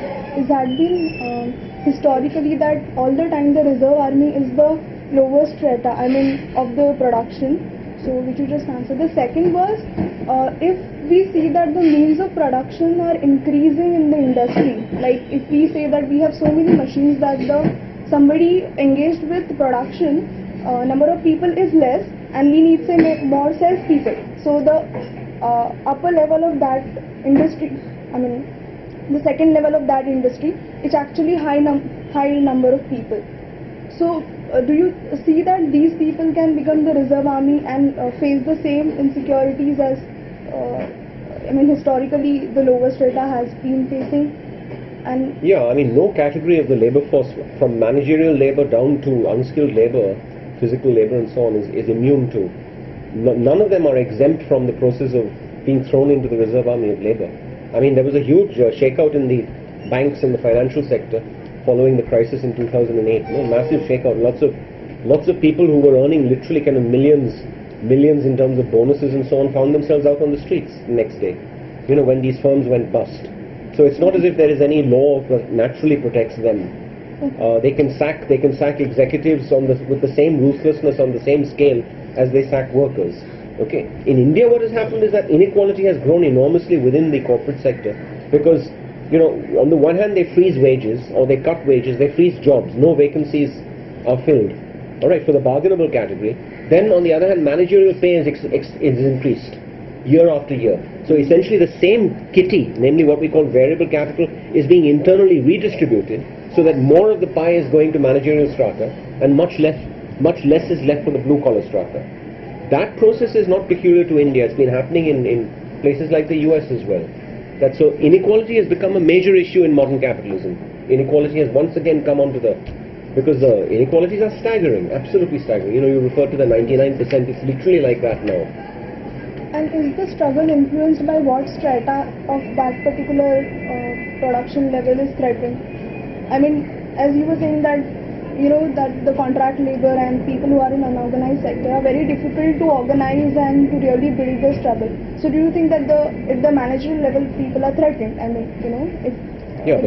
but by and large they tend to... Does it anyway help the struggle? No, because partly you have to bring in issues like ideology as well, class. I mean, the managerial class is not exactly at the same level, even though it's a personification of labor, managerial labor, etc. It's not, in sociological class terms, it doesn't identify with wage laborers.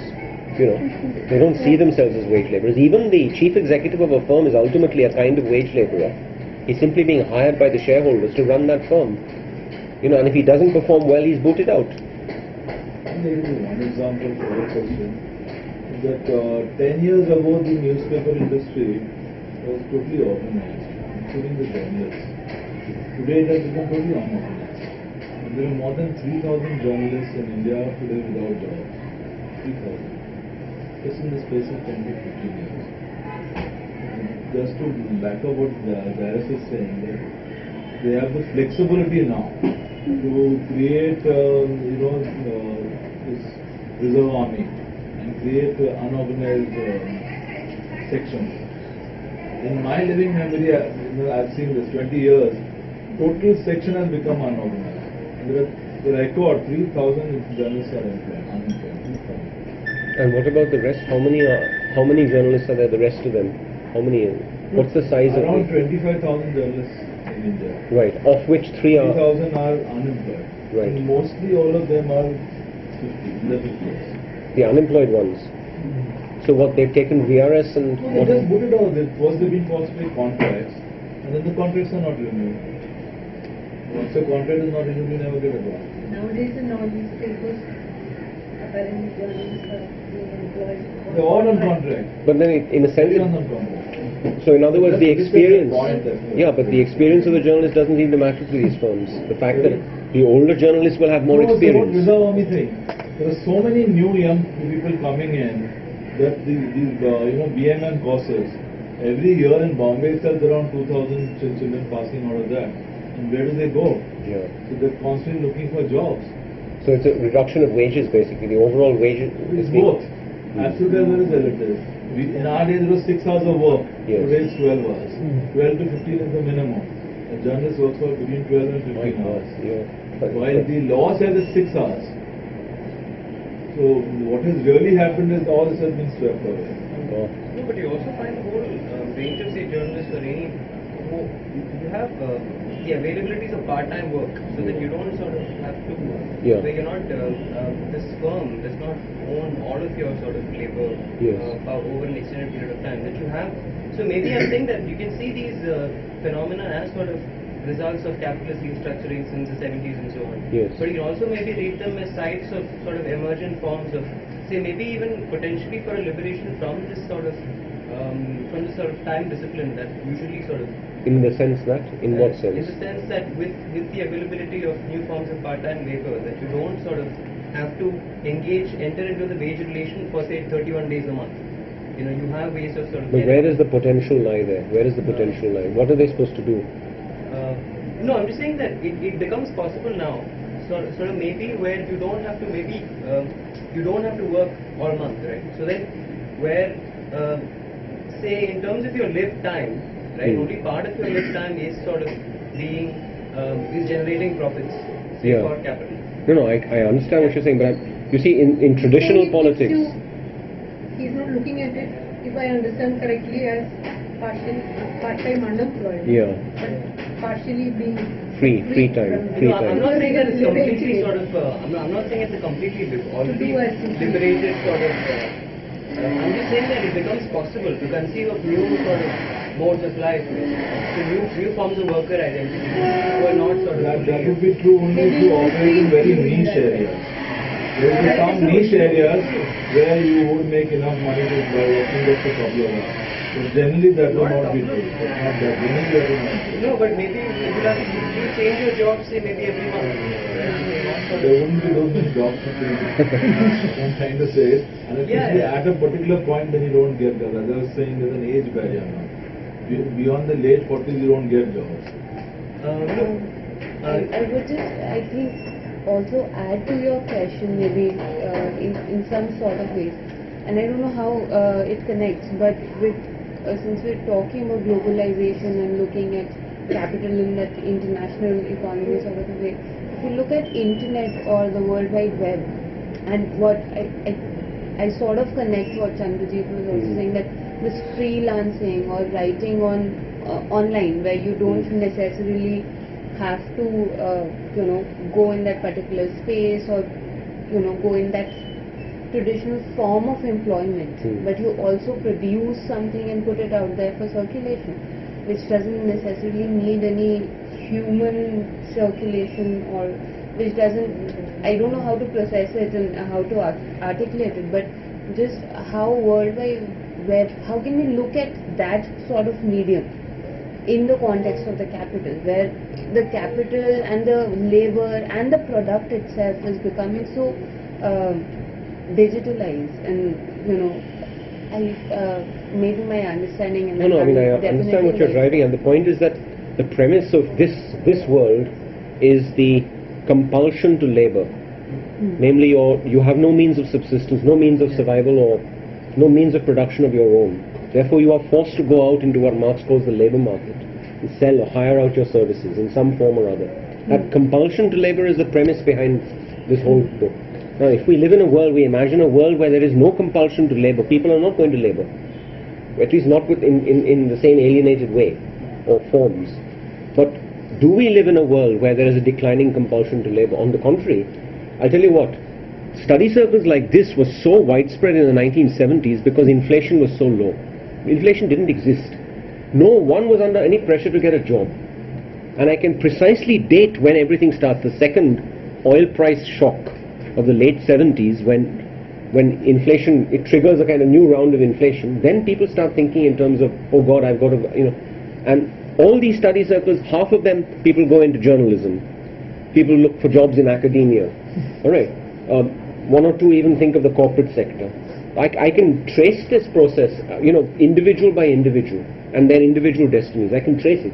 So now by the time you come to the 90s, forget study circles. All right, the pressure to earn is so huge, it's just humongous. There's no way you can have a study circle going, unless you have independent means of existence. All right. No, I'm just saying that maybe it becomes possible for one to take stock of sort of, I'm saying that we cannot ever omit sort of the compulsion to earn from, what kind of situation would that be, right? Where sort of you have fully self-sustaining individuals. That does not exist. No, I'm just saying that maybe it becomes possible for other means to sort of maybe to carve out an existence, which is not related to, say, I'm saying instead of saying that the promise of a permanent employment has been lost and things like that, maybe we should think about how to sort of, I'm just saying, maybe also to look at new forms of organization, right? So maybe where you don't sort of organize the factories are getting smaller maybe, so the question of where you organize also kind of completely changes. So see, where do you catch these people when people are ephemeral and moving through the industry, right? So where do people organize? So I'm just saying that maybe we need to think about those questions. Presuppose a flexible sort of, like a precarious sort of labor force. That's not. Can I recommend a YouTube video to you by Chris Marker, he was a left-wing director, film director. Yeah. Chris Marker made a film, just a half-an-hour film, called 2084. Look it up. It's brilliant. He comes up with 3 hypotheses. It was made on the 100th anniversary of the French unions and the founding of French trade unionism. It was made in 1984. Therefore, he called it 2084. And he formulates, it's a half-an-hour documentary. It's not a documentary, it's very imaginative. He formulates 3 hypotheses for the trade unions. 3 worlds. One is a world dominated by fascism, where the right wing wins. Okay? The other 2 don't particularly matter. The last one is one closest to your world, where basically the unions wake up, right, and realize that they shouldn't keep on moaning about the loss of jobs in the traditional sense. Oh my God, we have to get back to the 70s and 80s. Keep moaning about that. He says, use your imagination to connect with people. Today that you have the internet, this, that, and the other emerging. So look at hypothesis 3 in this 2084. It's called. It's very good. It's subtitled in English.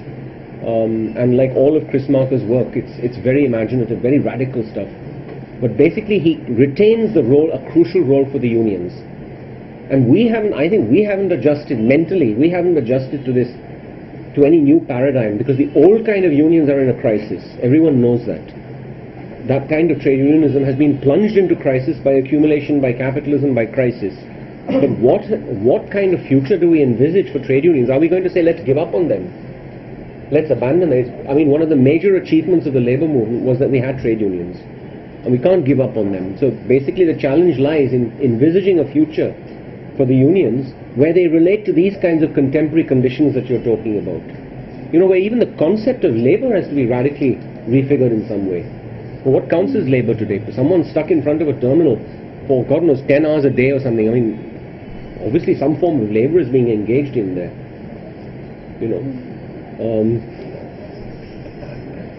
And in the Grundrisse, Marx actually envisages a type of capitalism where labor becomes completely marginal to the process of production. He envisages that. It just sort of becomes like a supervisor of the process. Everything else is automated. But I think the crucial category that will be missing in this world, in this kind of postmodern world, post-industrial world, is class. Because class is the site of solidarity for Marx and for Marxists and for the left. Class in a very fundamental way is the structure of solidarity. What do you replace it? How can you, where is the equivalent to class in this postmodern world? No, in the sense of, when you say class, you mean the class of sort of owners against production and I mean, sort of think about as an organizational. I mean all those people who embody the same social function of labor, of wage labor, of labor, whether it happens in the home or whether it happens outside the home. The mass of our society are wage laborers in India. But I've just, but the proletariat is supposed to be the class of no class, right? Who don't have that sort of any sort of promotion things.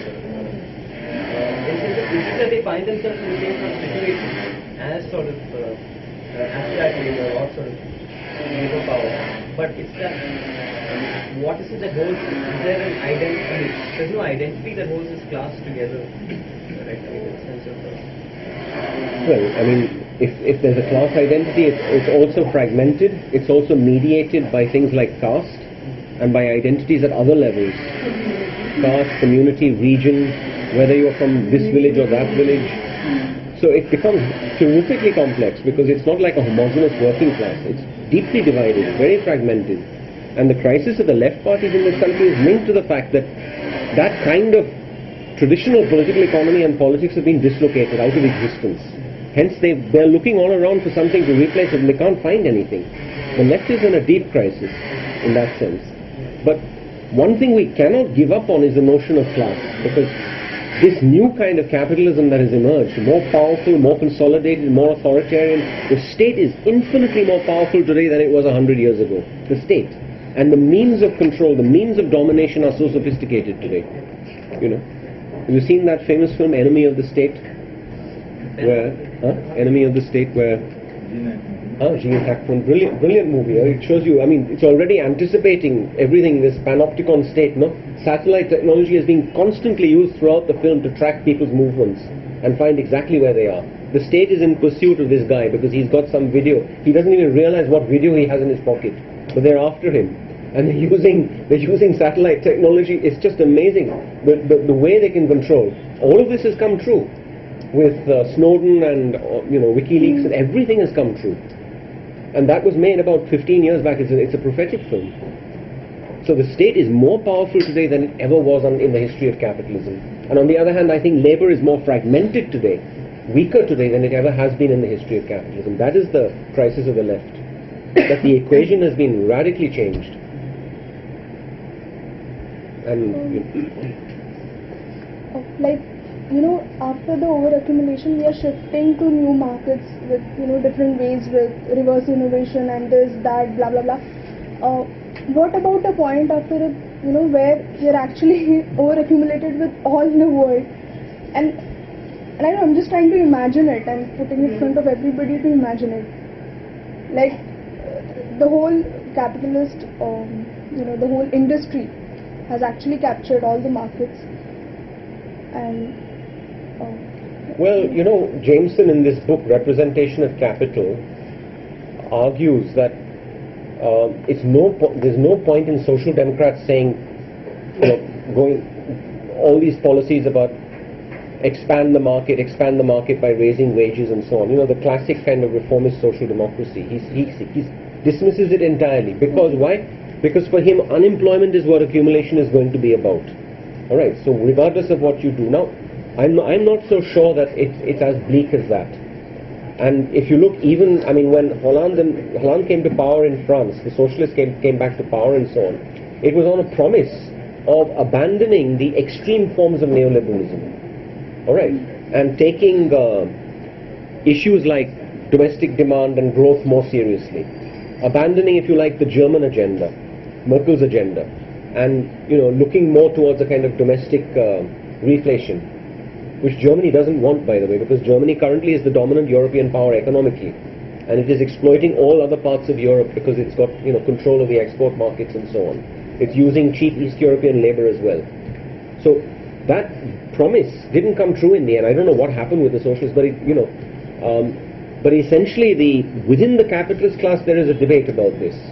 The extreme forms of neoliberalism are no longer functional to capital. So what is the alternative? They think in sort of semi-Keynesian terms about boosting domestic demand, reflating economies, instead of cutting, investing more.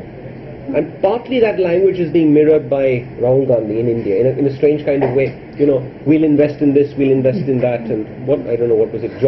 He talked about job creation. He talked about a public health system, which is an important commitment if they're serious about it, etc. Whereas the BJP, it seems to me, hasn't made not even the slightest noise in that direction. All right, for them, they're keeping quiet about their neoliberalism, but clearly they're on that track. They're keeping quiet about it because they know it's not popular. But they haven't made any social democratic noises of any sort.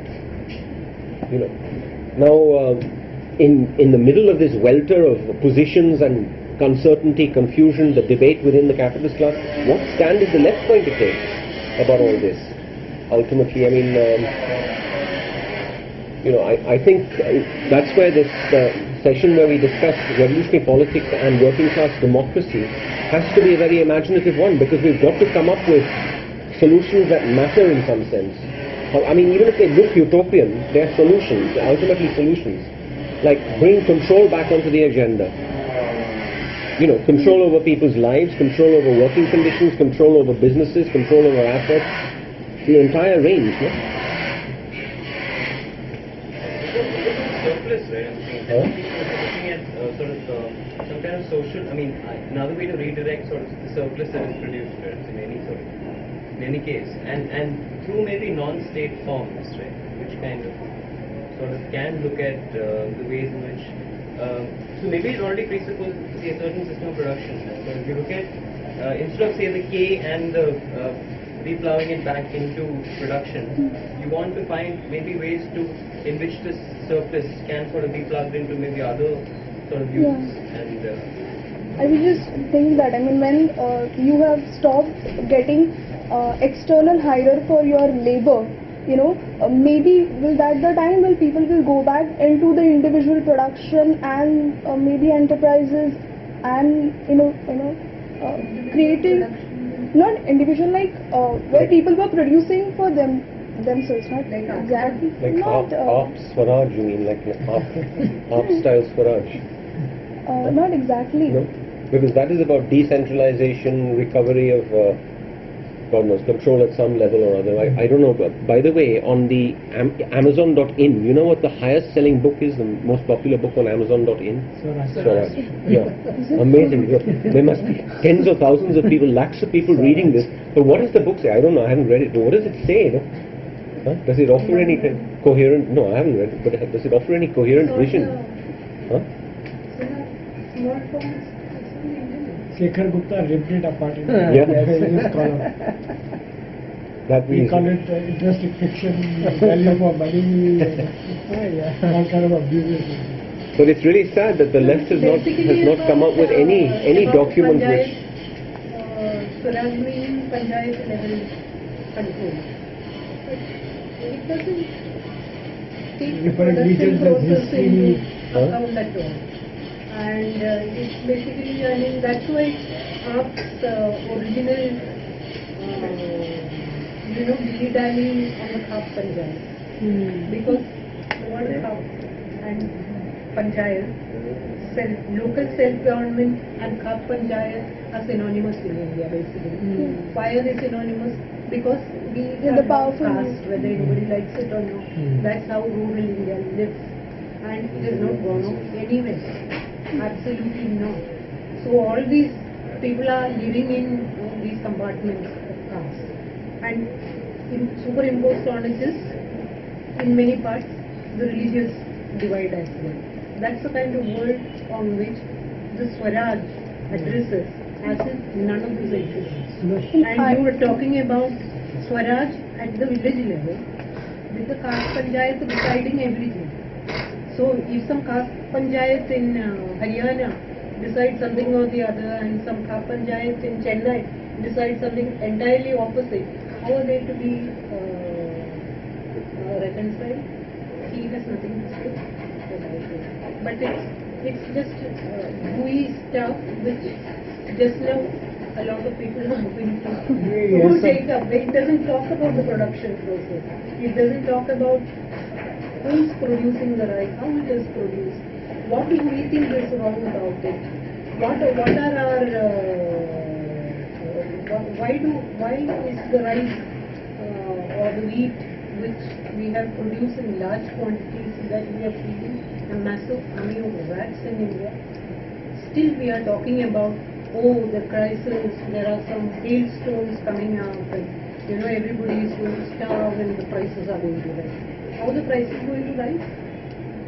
When we have so much surplus grain lying to feed, we can't store it. We don't have enough storage. So how can people be starving? How can people be hungry? And how can above all prices be going up? ARP doesn't offer any answer. Swaraj doesn't offer any answer.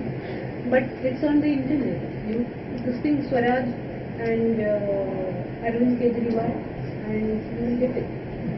And have a quick look at it. Yeah, one thing is clear that they seem to stand for a kind of non-monopoly capitalism In other words, they want to reverse the logic of the accumulation process. They want to reverse it in some way. But how can you both have capitalism and then not not have its logic? You know, it's like, yeah, this is a capitalism, but it's going to be controlled in some way so it doesn't obey its own So logic. he calls it crony capitalism, but basically they don't like big capital. Yeah, they As don't. long as it's small and as you said, on a smaller scale. You don't mean an individual scale, but you mean small production scale. But can it stay there? Huh? They're against big capital. Huh? They're not really against big capital. They speak in so many voices. If you hear that Sanya, Yeah. they just want a level playing field. With whom? Level with whom? Internationally, the International playing should be. anti-imperialist. So she's not anti-Ambani. She is an anti-imperialist. Not even They speak in anti-imperialist. many voices. She's not even anti-imperialist. You would say they're not anti-big business. Pro-imperialist. They're not anti-big business. No, they're not. They're not. Not all of them. You can't say AAP is this or AAP is that. Exactly, speaking because many others too many not voices, one. There are yeah. too many voices. Kejriwal has said very clearly that we are not against capitalism. Yeah. Kejriwal opposes Modi and Kumar Vishal says Praises it, praises it. Yeah. No, but he has said that we are not anti-capitalist. Yeah, he Very has said clear. that. He has. With, We are not against capitalism, he says. What I'm Vicky saying- or one of what these. I'm saying is that he was very anybody's clearly said that statement, we are even not including anti-capitalist. Kejriwal's statement, can't be taken as No, I take it stand-up seriously. AAP. It can't be taken as stand-up AAP. Yeah, that's the trouble. That no one. That's Literally, like, in some literally. ironic sense, like the whole situation that we have, it's so disintegrated. The entire labor class, it's reflected in AAP because this, True. like the Aam Aadmi Party, Absolutely. and there is no one, like, Absolutely. and they reflect the commonsensical, patriarchal, misogynistic, also like reflections of our society. So Absolutely. it's like reflection of. Now, the flip side of that is, what does Modi represent? That's the flip side of it. He definitely represents something in Yeah. terms of an agenda for capital in this country. An agenda for capital. And it's frightening to think of why the business class in this country almost en masse has deserted this old vision of capitalism. You know, which was based on some sense of a kind of pact, PACT, pact between labor and capital, between the mass of citizens and the state.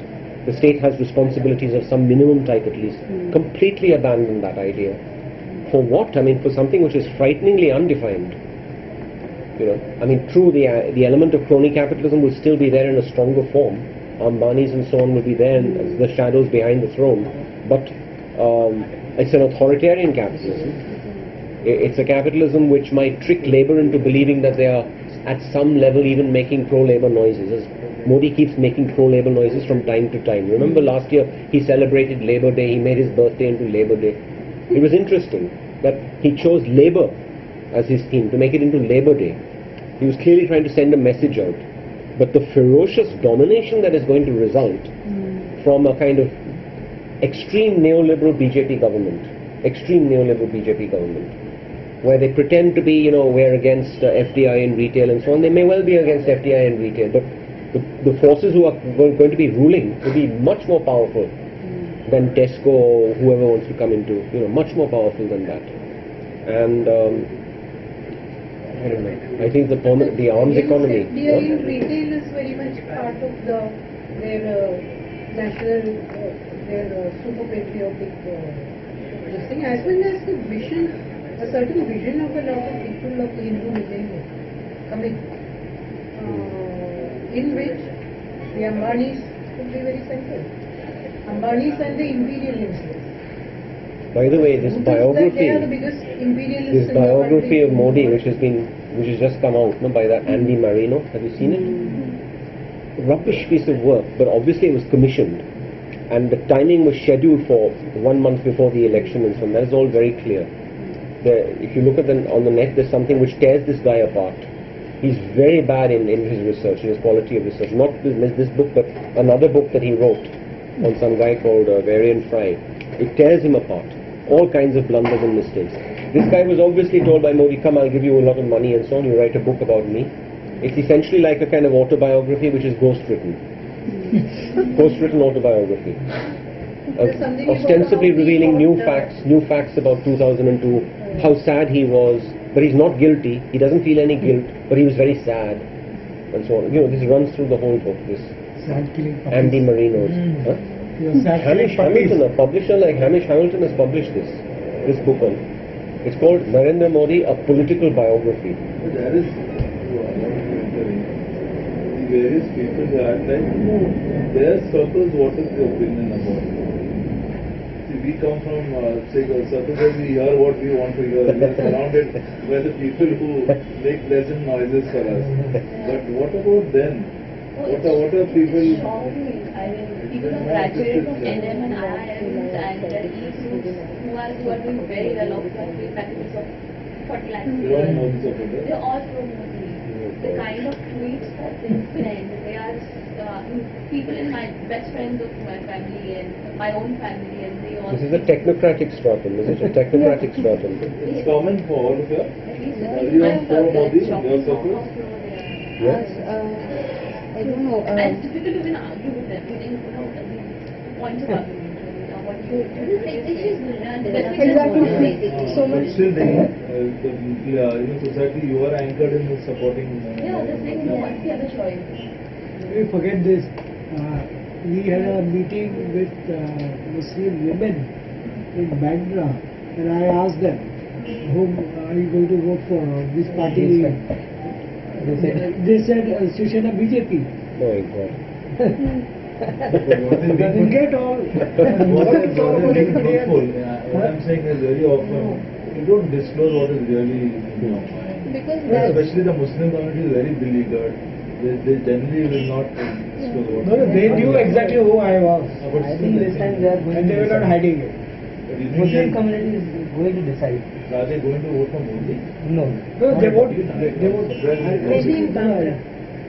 We No, cannot no, I- say like that. but not- Like, no, what we- one we- Though Baba community Siddiqui is can only- justify them voting It for is anybody like else. they have Threatening I don't they think have created something like Bal Narendra. So it's a Yeah, comic it's a- strip on Narendra Modi as a child. Yeah. So like when you're talking about creating a consent, I mean like what bigger example can we? They have created like Manufacturing, Bal yeah. Krishna and What is the Bal- people all those Bal traditions Narendra? and created And Suppose they have got what? What a crocodile. Crocodile, yeah. And like also how the ridiculous crocodile and it is what after is the crocodile? Yeah, Chaibala. Literally, and they're getting it out And in the market. literally, And I wonder. So all these urban myths are being created. Too much of fiction actually. No, and I wonder, Shekhar Gupta rips apart Swaraj, Arvind Kejriwal. Why is he silent about this Bal Narendra fighting with a crocodile? Because Vivek is the No, owner. you're saying he's pro The Modi. owner has He's not just pro Modi. released Yeah, organized that's as a it. magazine. Yes, Seems Does to seem be. to. Really? Legal Shekhar Gupta, yeah. Press But and Shekhar Vivek is Goenka article. Shekhar is a gun for has sale. declared Yes. himself fully Very as true. Vivek Goenka has fully declared himself as RSS. He said he has no, it's not a book. It's critically here and there, He had but said 20 years ago I superficial. subscribed It's not a- to organizer and I was quite member of it. That's the owner of Indian Express and Shekhar Gupta is the editor. So what about the others? What about you? Your circle also Narendra Modi? Supporters of Narendra Modi? I actually come from a family where the living room seems to be increasingly becoming saffronized in very subtle ways. Oh my God.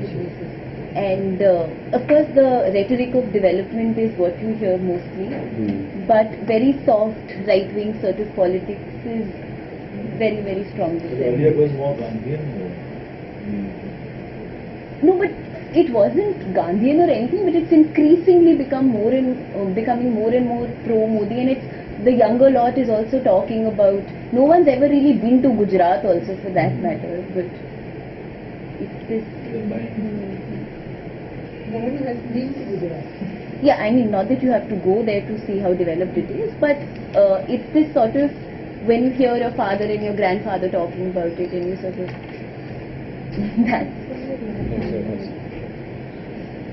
Did anyone read that? Sorry, I'm debating on the old but I'm very new to capitalism and Marxist critique. So mine is a very basic question, apart from the discussion. I just wanted to understand this to improve my conceptual understanding. You spoke about the CVS and the value of product, and its impact on the surplus value. How would this differ from when you look at product as a commodity and product as a service? Would this composition differ then?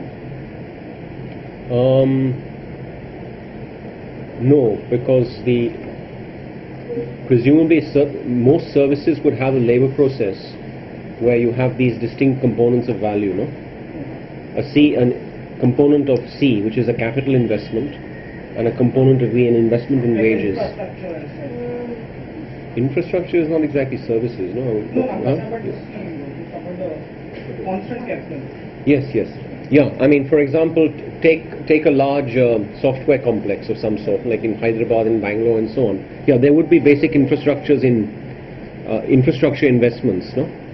But much of the investment there is in actually a certain kind of manpower. I say manpower, quote unquote. Okay, it's in a certain kind of manpower which is maybe semi-skilled. It reminds me very strongly of the assembly line. They're like cyber coolies. I met the guy who runs Oracle in Hyderabad. He's very progressive and so on, but he was saying essentially the labor force are cyber coolies in these places. And vast concentrations of workers. Infosys in Bangalore is bigger than most manufacturing firms in the country, in most manufacturing plants in the country. So these are new kinds of labor processes which certainly Marxists and the left have barely begun to even analyze properly as to what the characteristics of this sort of labor is, no? I mean, I referred to cognitive labor at the start. No, cognitive labor, it's clearly some kind of cognitive labor. They're dealing with information flows, but how do we conceptualize information flows in terms of a theory of value? One thing is clear, that for Marx, the material form doesn't matter. Alright, when he talks about value relations, it's not so much that it has to be a product in a physical form. Okay, so a lot of wage labor, for example, involves services as well. But these new forms of labor under capitalism haven't been properly discussed or debated in terms of the categories in Marx. I don't think they modify the theory of value in any fundamental way. It's just that one has to apply one's mind to understanding these characteristics. As I said, at some level it's like a kind of industrialization of mental labor, no, with the same kind of characteristics of the assembly line, semi-skilled labor, etc. That's a very specific form of this. If you take something like, probably you're asking, if you take something like, say, bank labels, yeah. Considering that as a service industry, would it still go? Yeah. Okay, you want to ask me? Yeah. This C plus V plus S. Yeah, clearly it has to, at some level it has to work in terms of services as well, you know. Although banks make their profit in different ways and so on. But I think that simultaneously we have to change our conceptualization with both technology as well as labor. Because I see this trend in Marx from what you were explaining, that right from the beginning he isolates labor into the entire production process and gives it this sort of living force or this life force, and that's the only thing that's capable of adding value to, which is that I'm unsure about that entire sort of proposition. But even, even constant and variable this thing. So then variable is the entire sort of labor this thing, and constant is your technical infrastructure and all that. And part of the question that relates to even this kind of radical, like imaginative politics and everything, is just that, I mean, how can we have a healthy relationship to technology, as Marxists, rather than just this kind of thing about how it, sort of exploits you, or, because technology improves, and you're always in that antagonistic. No, it's not technology which exploits, it's the capitalist form, the value form of technology, no? Yeah. I mean, the material aspect is never confused with the social one, no? Yeah. So Marx doesn't confuse capital with technology. Yeah, so how can we sort of not be, I'm just saying, how can we not be threatened by, say, newer forms of technology, and how can we look at it in other ways, like, that can enhance maybe, like the radical capacity or whatever, rather than just imagining it as something that will, reduce your wages or something like that, and how do we democratize this entire thing? So I one agree. obvious example would be like the kind of open source movement or whatever, but how do we think of more forms of this kind of new relationships with technology. How do we think of technology itself? I mean, even language, like this entire study circle and the technical language of Marx, say, how can you democratize that, and like, yeah, it's interesting to think of technology not just in terms of, say, machines, but in the factories. Yeah. I mean, you have to bring in notions of control, of job design as well. But one important point is that technologies aren't neutral. They aren't neutral in the sense that it's not as if they can be just. That was the Stalinist idea, the Stakhnovist idea of technologies, that they're essentially neutral between capitalism and socialism. That depending on what use you put them to, they can have either beneficial or negative effects. And the point is that technologies are designed to begin with. There's a job design embedded in technologies, where control factors are being minimized or maximized by capital in order to ensure dependence of labor. Okay, so I don't know, it seems to me that there's a kind of alienation being built into the very design of a lot of this. And I agree with the point about the potential the emancipatory potential of a lot of modern technology as well. I completely agree with that. It's just that what we completely lack is a democratic imagination in our politics. Completely. The left is not championing a democratic. No one is championing a democratic imagination. I don't agree with ideas about either these models of citizenship or the what is it called, the multitude and all that sort of heart negri stuff. I don't think those are going to be substitutes for essentially what are ultimately class societies. We live in class societies with ferocious forms of domination and control, but what we lack are sites of resistance which are still class-based. That's what we lack. Maybe if you could sort of look at the category of alienation and so on, and maybe we can sort of look at consistencies between very different sort of positions within the capitalist sort of production process, right? And to conceive alienation not as sort of alienation from any kind of like human essence or anything like Marx puts it in the economic and philosophical manuscripts, but rather sort of alienation from sort of capitalist work processes, where you have sort of ways in which you sort of express your dissatisfaction with the ways in which your life is sort of valorized as a worker. I'm saying. So maybe you find it exactly in the ways in which you try to get out of your identity as a worker, rather than being a union member of sort of, you work in this factory. You sort of look at ways in which you can define yourself as outside sort of the labor process, the ways in which you are implicated. So maybe to look at organizational forms that allow for the production of new forms of social being. That I'm just sort of putting it out there. Just to, well, one thing fits with the whole flexi time proposal of Sharad Pawar and that's the new. That's basically how they are also trying to undermine the unions and so on, have been trying to undermine. And another way is to encourage women, for example. From the women's movement side, the women have also been looking at this monster production process and how can we sort of womanize, how women can fit in, where do women fit in, how can production itself fit into women, and so on. So when this whole flexi time becomes a very attractive proposal, and now everybody is talking about, especially in the Times of India and so on, is talking about the return of the mother. When she is actually having the baby, they are not prepared to give her 1 year off. They were not prepared to give her 1 year off.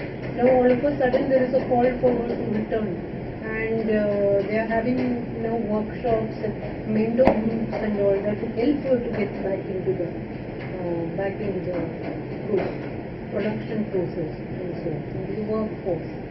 So I'm not very sure that this whole idea, on the one hand I can understand from an individual's point of view, having a part-time job and which makes you enough cash to afford your free time for the rest of the time. That's basically what you are talking about. You are not talking about two jobs, talking about having free time, which may be fine for an individual, which may be possible for on an individual level. Is it possible on a country-wide basis? It's possible collectively to sort of make it sort of drop out of the production process. Let's say you're thinking that whether individual by individual we can live in the socialist regime already. Not individual by individual, but I'm just saying there might be. For example, one possible practical solution would be job sharing, which would actually spread free time much more widely across the labor force. Instead of a few workers working like 8 to 10 hours a day or even longer than 10 hours a day, you have a much larger number working for 4 hours a day. Then they've got the rest of the time to themselves. What would be socially necessary then? What? What would be socially necessary then? Social 4 hours of work without changing the social control of the Yeah, I'm not. How is it going to be possible? I'm not saying it's going to be done in isolation. Who will The employ? important thing is social control. Yes, Unless you have social absolutely. control, I agree to all these your options are not going to be available. Yeah. Job sharing. When they are actually throwing all the journalists out. Maybe was wanting to ask a question. Yeah. This is actually a very basic sort of a question which was perhaps hinted at when you spoke of consent and manufacture of consent.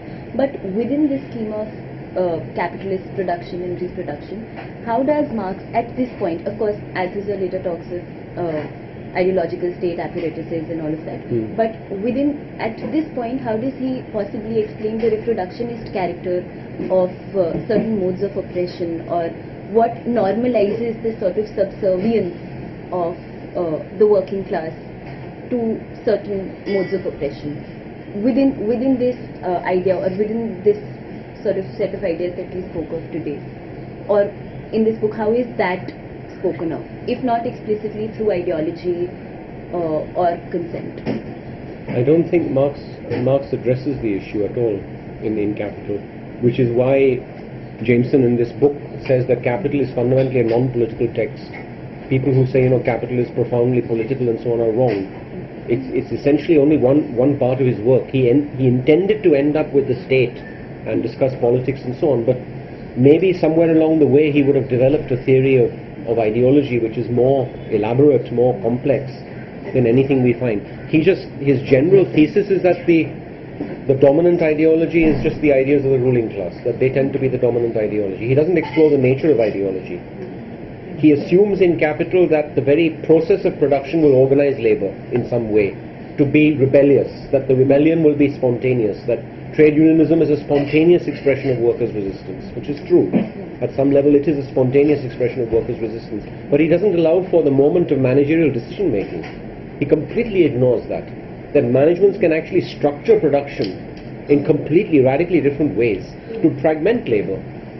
That becomes apparent in the 20th century when Sartre has to deal with French capitalism, and he suddenly realizes this is not the capitalism that Marx was talking about. Because the normal process of accumulation means larger and larger units of production. Okay? That's the normal process of accumulation. French capitalism at the turn of the century, in the early 20th century, Sartre saw was extremely backward, where they had deliberate policies of not encouraging large units, of keeping everything as fragmented as possible. Exactly the policy followed in India. All this emphasis on ancillarization, small-scale industry, all an attempt not just to retain a kind of very large class of small capitalists who have been absolutely fundamental to the stability of Indian capitalism, the small capitalists. I mean, my housing society is full of small capitalists, people who run their own businesses in one way or another. Okay, but not just from that point of view, in terms of the social stability, having a large kind of broad-based mass of capitalists and so on, but making sure that labor is not concentrated, physically concentrated, that it's broken up into all these. So outsourcing was encouraged by the state. The government encouraged outsourcing. Rather than a single unit of production with 10,000 workers, they will have 25 units with that many workers, all fragmented into 25 units. Okay, so because it reduces the threat from labor. Now that in turn implies a whole set of social policies where the state is not investing in the reproduction of labor power, where the state allows wages to fluctuate somewhere at subsistence level. Now the entire configuration of policies Sartre characterizes as Malthusian. It is consciously designed to keep workers pinned to a subsistence level, completely vulnerable, completely divided. rather than the picture that Marx has in Capital, larger and larger units of production, bigger and bigger proletariat. Insofar as there is a proletariat, it's bigger and bigger. More it can flex its muscles because the units are so large. Alas, I think American capitalism in the 1930s and 40s was the last time you have that kind of picture of capital. Mass unionism, massive wildcat strikes, really kind of ferocious class struggle. America in the 30s and 40s is the last time we will ever see volume 1 capitalism in that form. After that, it's all been this, the managerial decision making has been just to avoid class conflict, to make sure that labor is not a threat. And adding to that, even with the discussion of job sharing and everything, if you look at it in the context of a highly individualized world, and this, with the depleting sense of community which is happening, even organization, when you're talking about the class consciousness is an important part of organizing, but can we look at class consciousness or any sort of consciousness in a very highly individualistic world, and everybody is thinking, okay, I'll work 10 hours, I have more money, and I will, it's about me and my luxury, and that sense of, I don't know if I should use the word or not, but camaraderie with people. And even in women's movement we see that whole conflict between individual agency and a group rights and fighting for it. How do we place that in the context of, especially if we're talking about struggles? Maybe we can take it up later when they're doing the session on revolutionary politics, but this has to be considered, the changing face of our individualist society also. We tend to over-exaggerate maybe the sense of over-exaggerating? in the sense of, I'm saying solidarities have always found in spite of any sense of agreed, but individualism, right? Agreed, but solidarity is within this group and solidarity as a larger movement are two different things, I think. And it's more difficult. It's either at the, as of now, it is either at the about mobilization or at the community level. Whether you are living in a slum or you are living in a housing society, or because you go to church or you something like that. Either at the community or the existing level. So otherwise, how can you have solidarity which is purely of individuals on the internet? No, you have multiple sites at which sort of people can come together. So you have it. I'm just saying that let's not already fix where the solidarities will arise from. No, agreed. But the whole point is that, see, at this time people are also trying to break this. If I am a Jain, I don't agree with the kind of constrictions put on me by the community, so I'm breaking away from that community. But at the same time, I'm not finding an alternate community to identify with strongly. But I'm saying I can do that individually. I can do that individually. For me, this is a study circle is forming a community where like-minded people meet. But if we are fighting for, for example, the LGBTQ movement, that like-mindedness when you're discussing theoretical frameworks is one thing. And when we look at, organizing and mass organization, then how many people from this group itself will come to my LGBTQ movement? No, I'm saying from this group, so maybe if you have another sort of reading capital group, then you would have a certain way in which some people will form. You will form sort of these. But there will be some sense of where you connect to that whole thing. Maybe a role sharing of. I agree with you, and that's our only hope, and that's the reason why we are doing this. But I'm just saying, where exactly. But wouldn't one?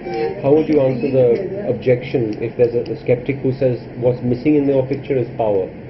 But you agree it's missing? It's missing. Power is missing. The aspect of power. I already presuppose sort of maybe people who are reflexive of constantly sort of the way in which power sort of produces how we interact. Okay.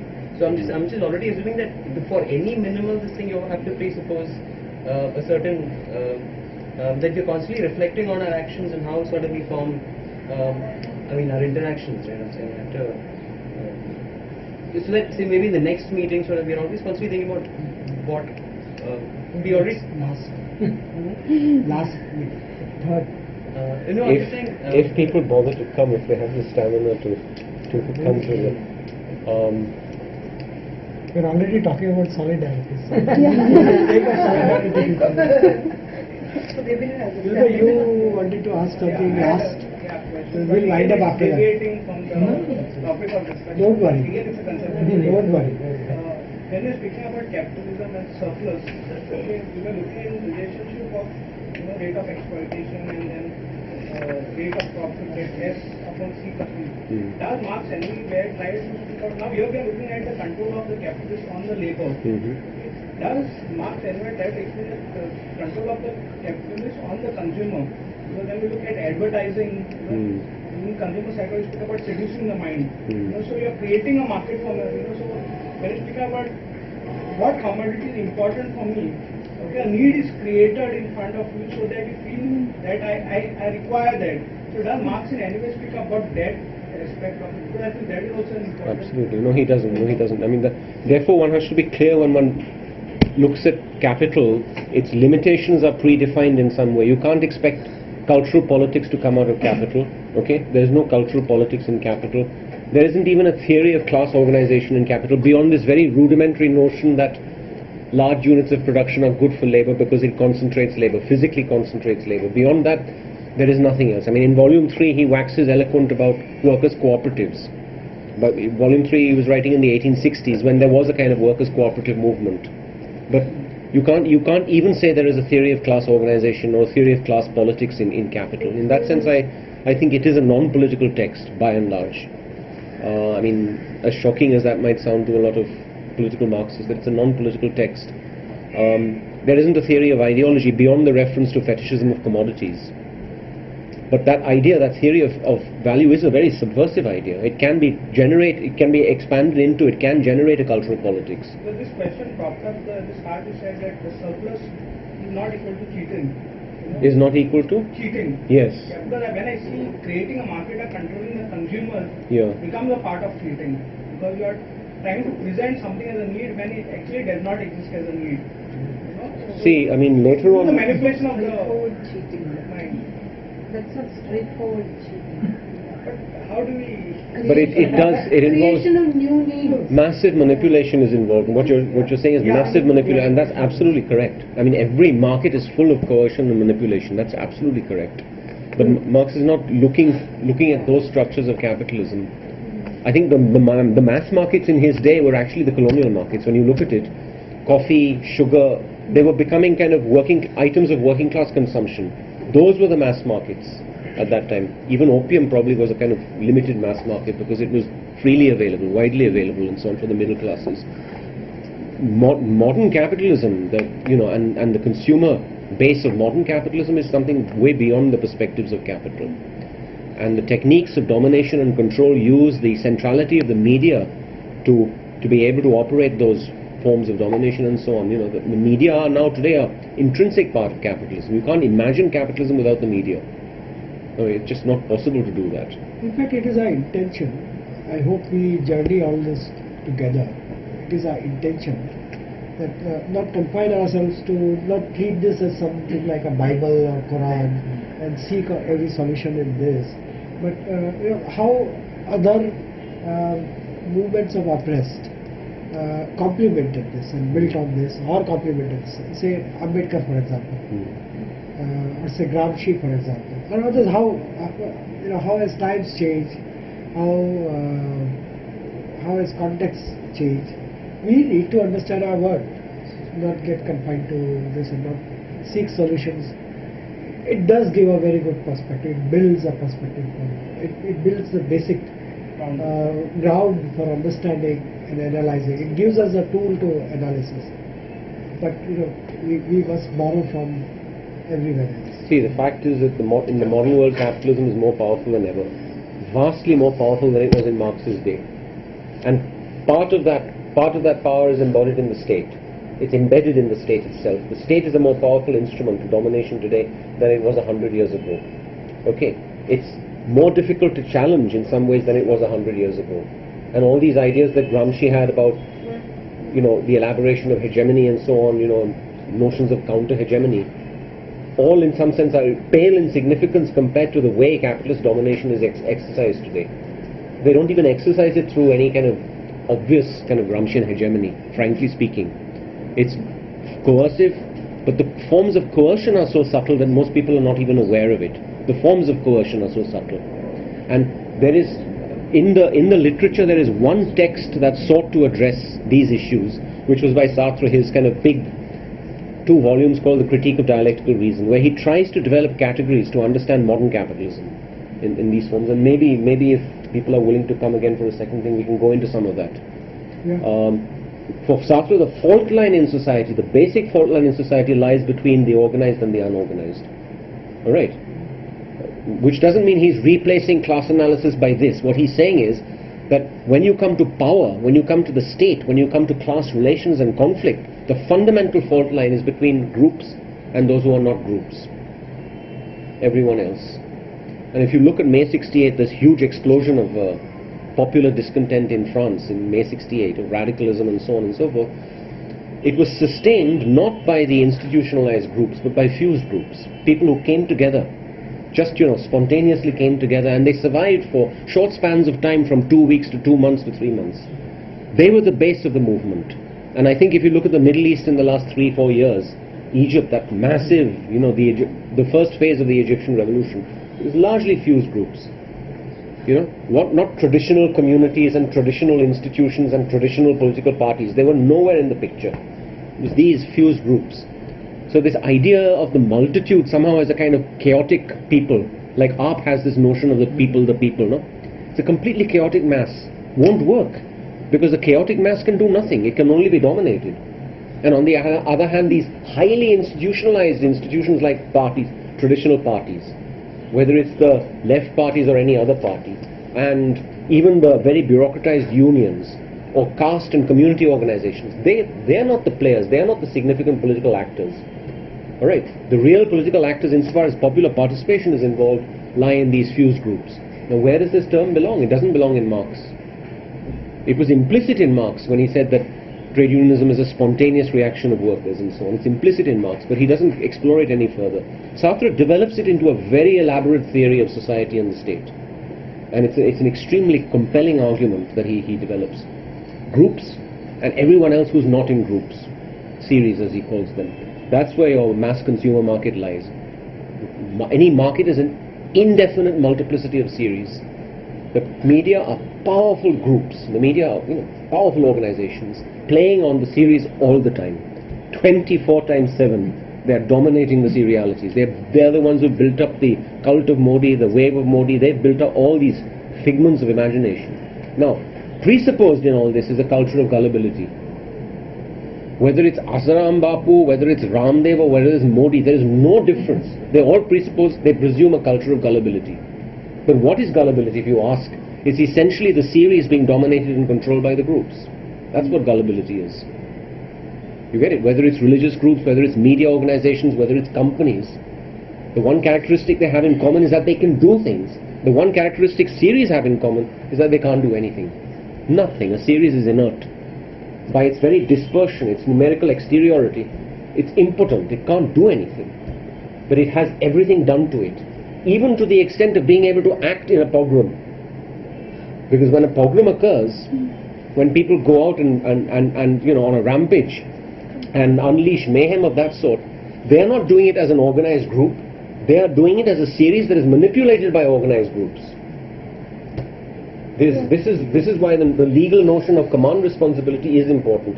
Although Amu says that command, your comment once on Facebook about command responsibility, I remember what you said, a skeptical comment about that. It's about command responsibility as in the Indian situation where the command is not being given necessarily by the state, those who are sitting in the state government. The command is unaccounted. In 1993, the command was Bal Thackeray and not that clown, what's his name? Sudhakar Rao Naik. Though he did select as Sudhakar Rao Naik, he didn't give the command to come to pogroms. So, given that, given the accountability of the real there is a schism between who is legally in command and who is really in command. Yeah. That is where we are talking. The only thing is, And you see the cases. Passing a law. Complicity. Passing a law. Stronger than that. Even if there is a Stronger than- complicity, if the second complicity to be The point is that the small fry are being tried, no? They're saying, look, so many cases have been tried in Gujarat. It's the small fry. Those guys are part of these serialities which are constantly manipulated.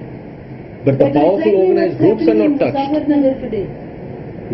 Nobody anymore talks about who has the right, Muzaffarnagar right started. Everybody is talking about Akhilesh Yadav. Yeah. I don't hold any candle for Akhilesh Yadav. And definitely, when the riots started, they didn't do a thing. They behaved exactly like the Rao Naik. Yeah. But they didn't start the riots. The BJP, No, that the is clear. RSS started the riots. Absolutely clear. That's No one talks about that. Who is going to hold them command responsibility? I would really like to know, because they are those who committed the riots are going in for elections tomorrow and will probably win. That's why some of us say that we expect fully fascism to be established in this country. See, more complicated example of this. Really, the state wanted to stop the riots in Bombay, they would have stopped it at a day. Exactly. And eventually it was. I am asking That's why I use the who term was the command yes. complicity. It could have been He is stopped. So talking about even command there in responsibility. Muzaffarnagar, he's been there, I haven't been there. I'm sure if they had really moved in forces, they could have stopped it in a day. Yes. So in that sense, the state is always Even complicit. without moving in forces, just not allowing that Mahapanchayat to take Exactly. place, they have stopped the riots. Yes. So These are the people whom I compare to the Social Democrats in 19 whatever in Germany. In 1930s in Germany, the Social Democrats are the equivalent of all this SP etc. plus the Congress put together. They are the ones. Why, They are not the were command they responsible. complicit in the rise of fascism? Are you saying they were Definitely they were complicit in the rise of fascism? Did they catch the murderers of Liebknecht and Rosario? No, remember? you're right. Those people, No. yeah. In a way, they would have been at that time seen as the enemies of fascism, or rather, fascism as the enemies of socialism. But they were also complicit. we are all one by one leaving. I think we had a very good discussion for close to 3 hours. Thank God. And that was, and all of us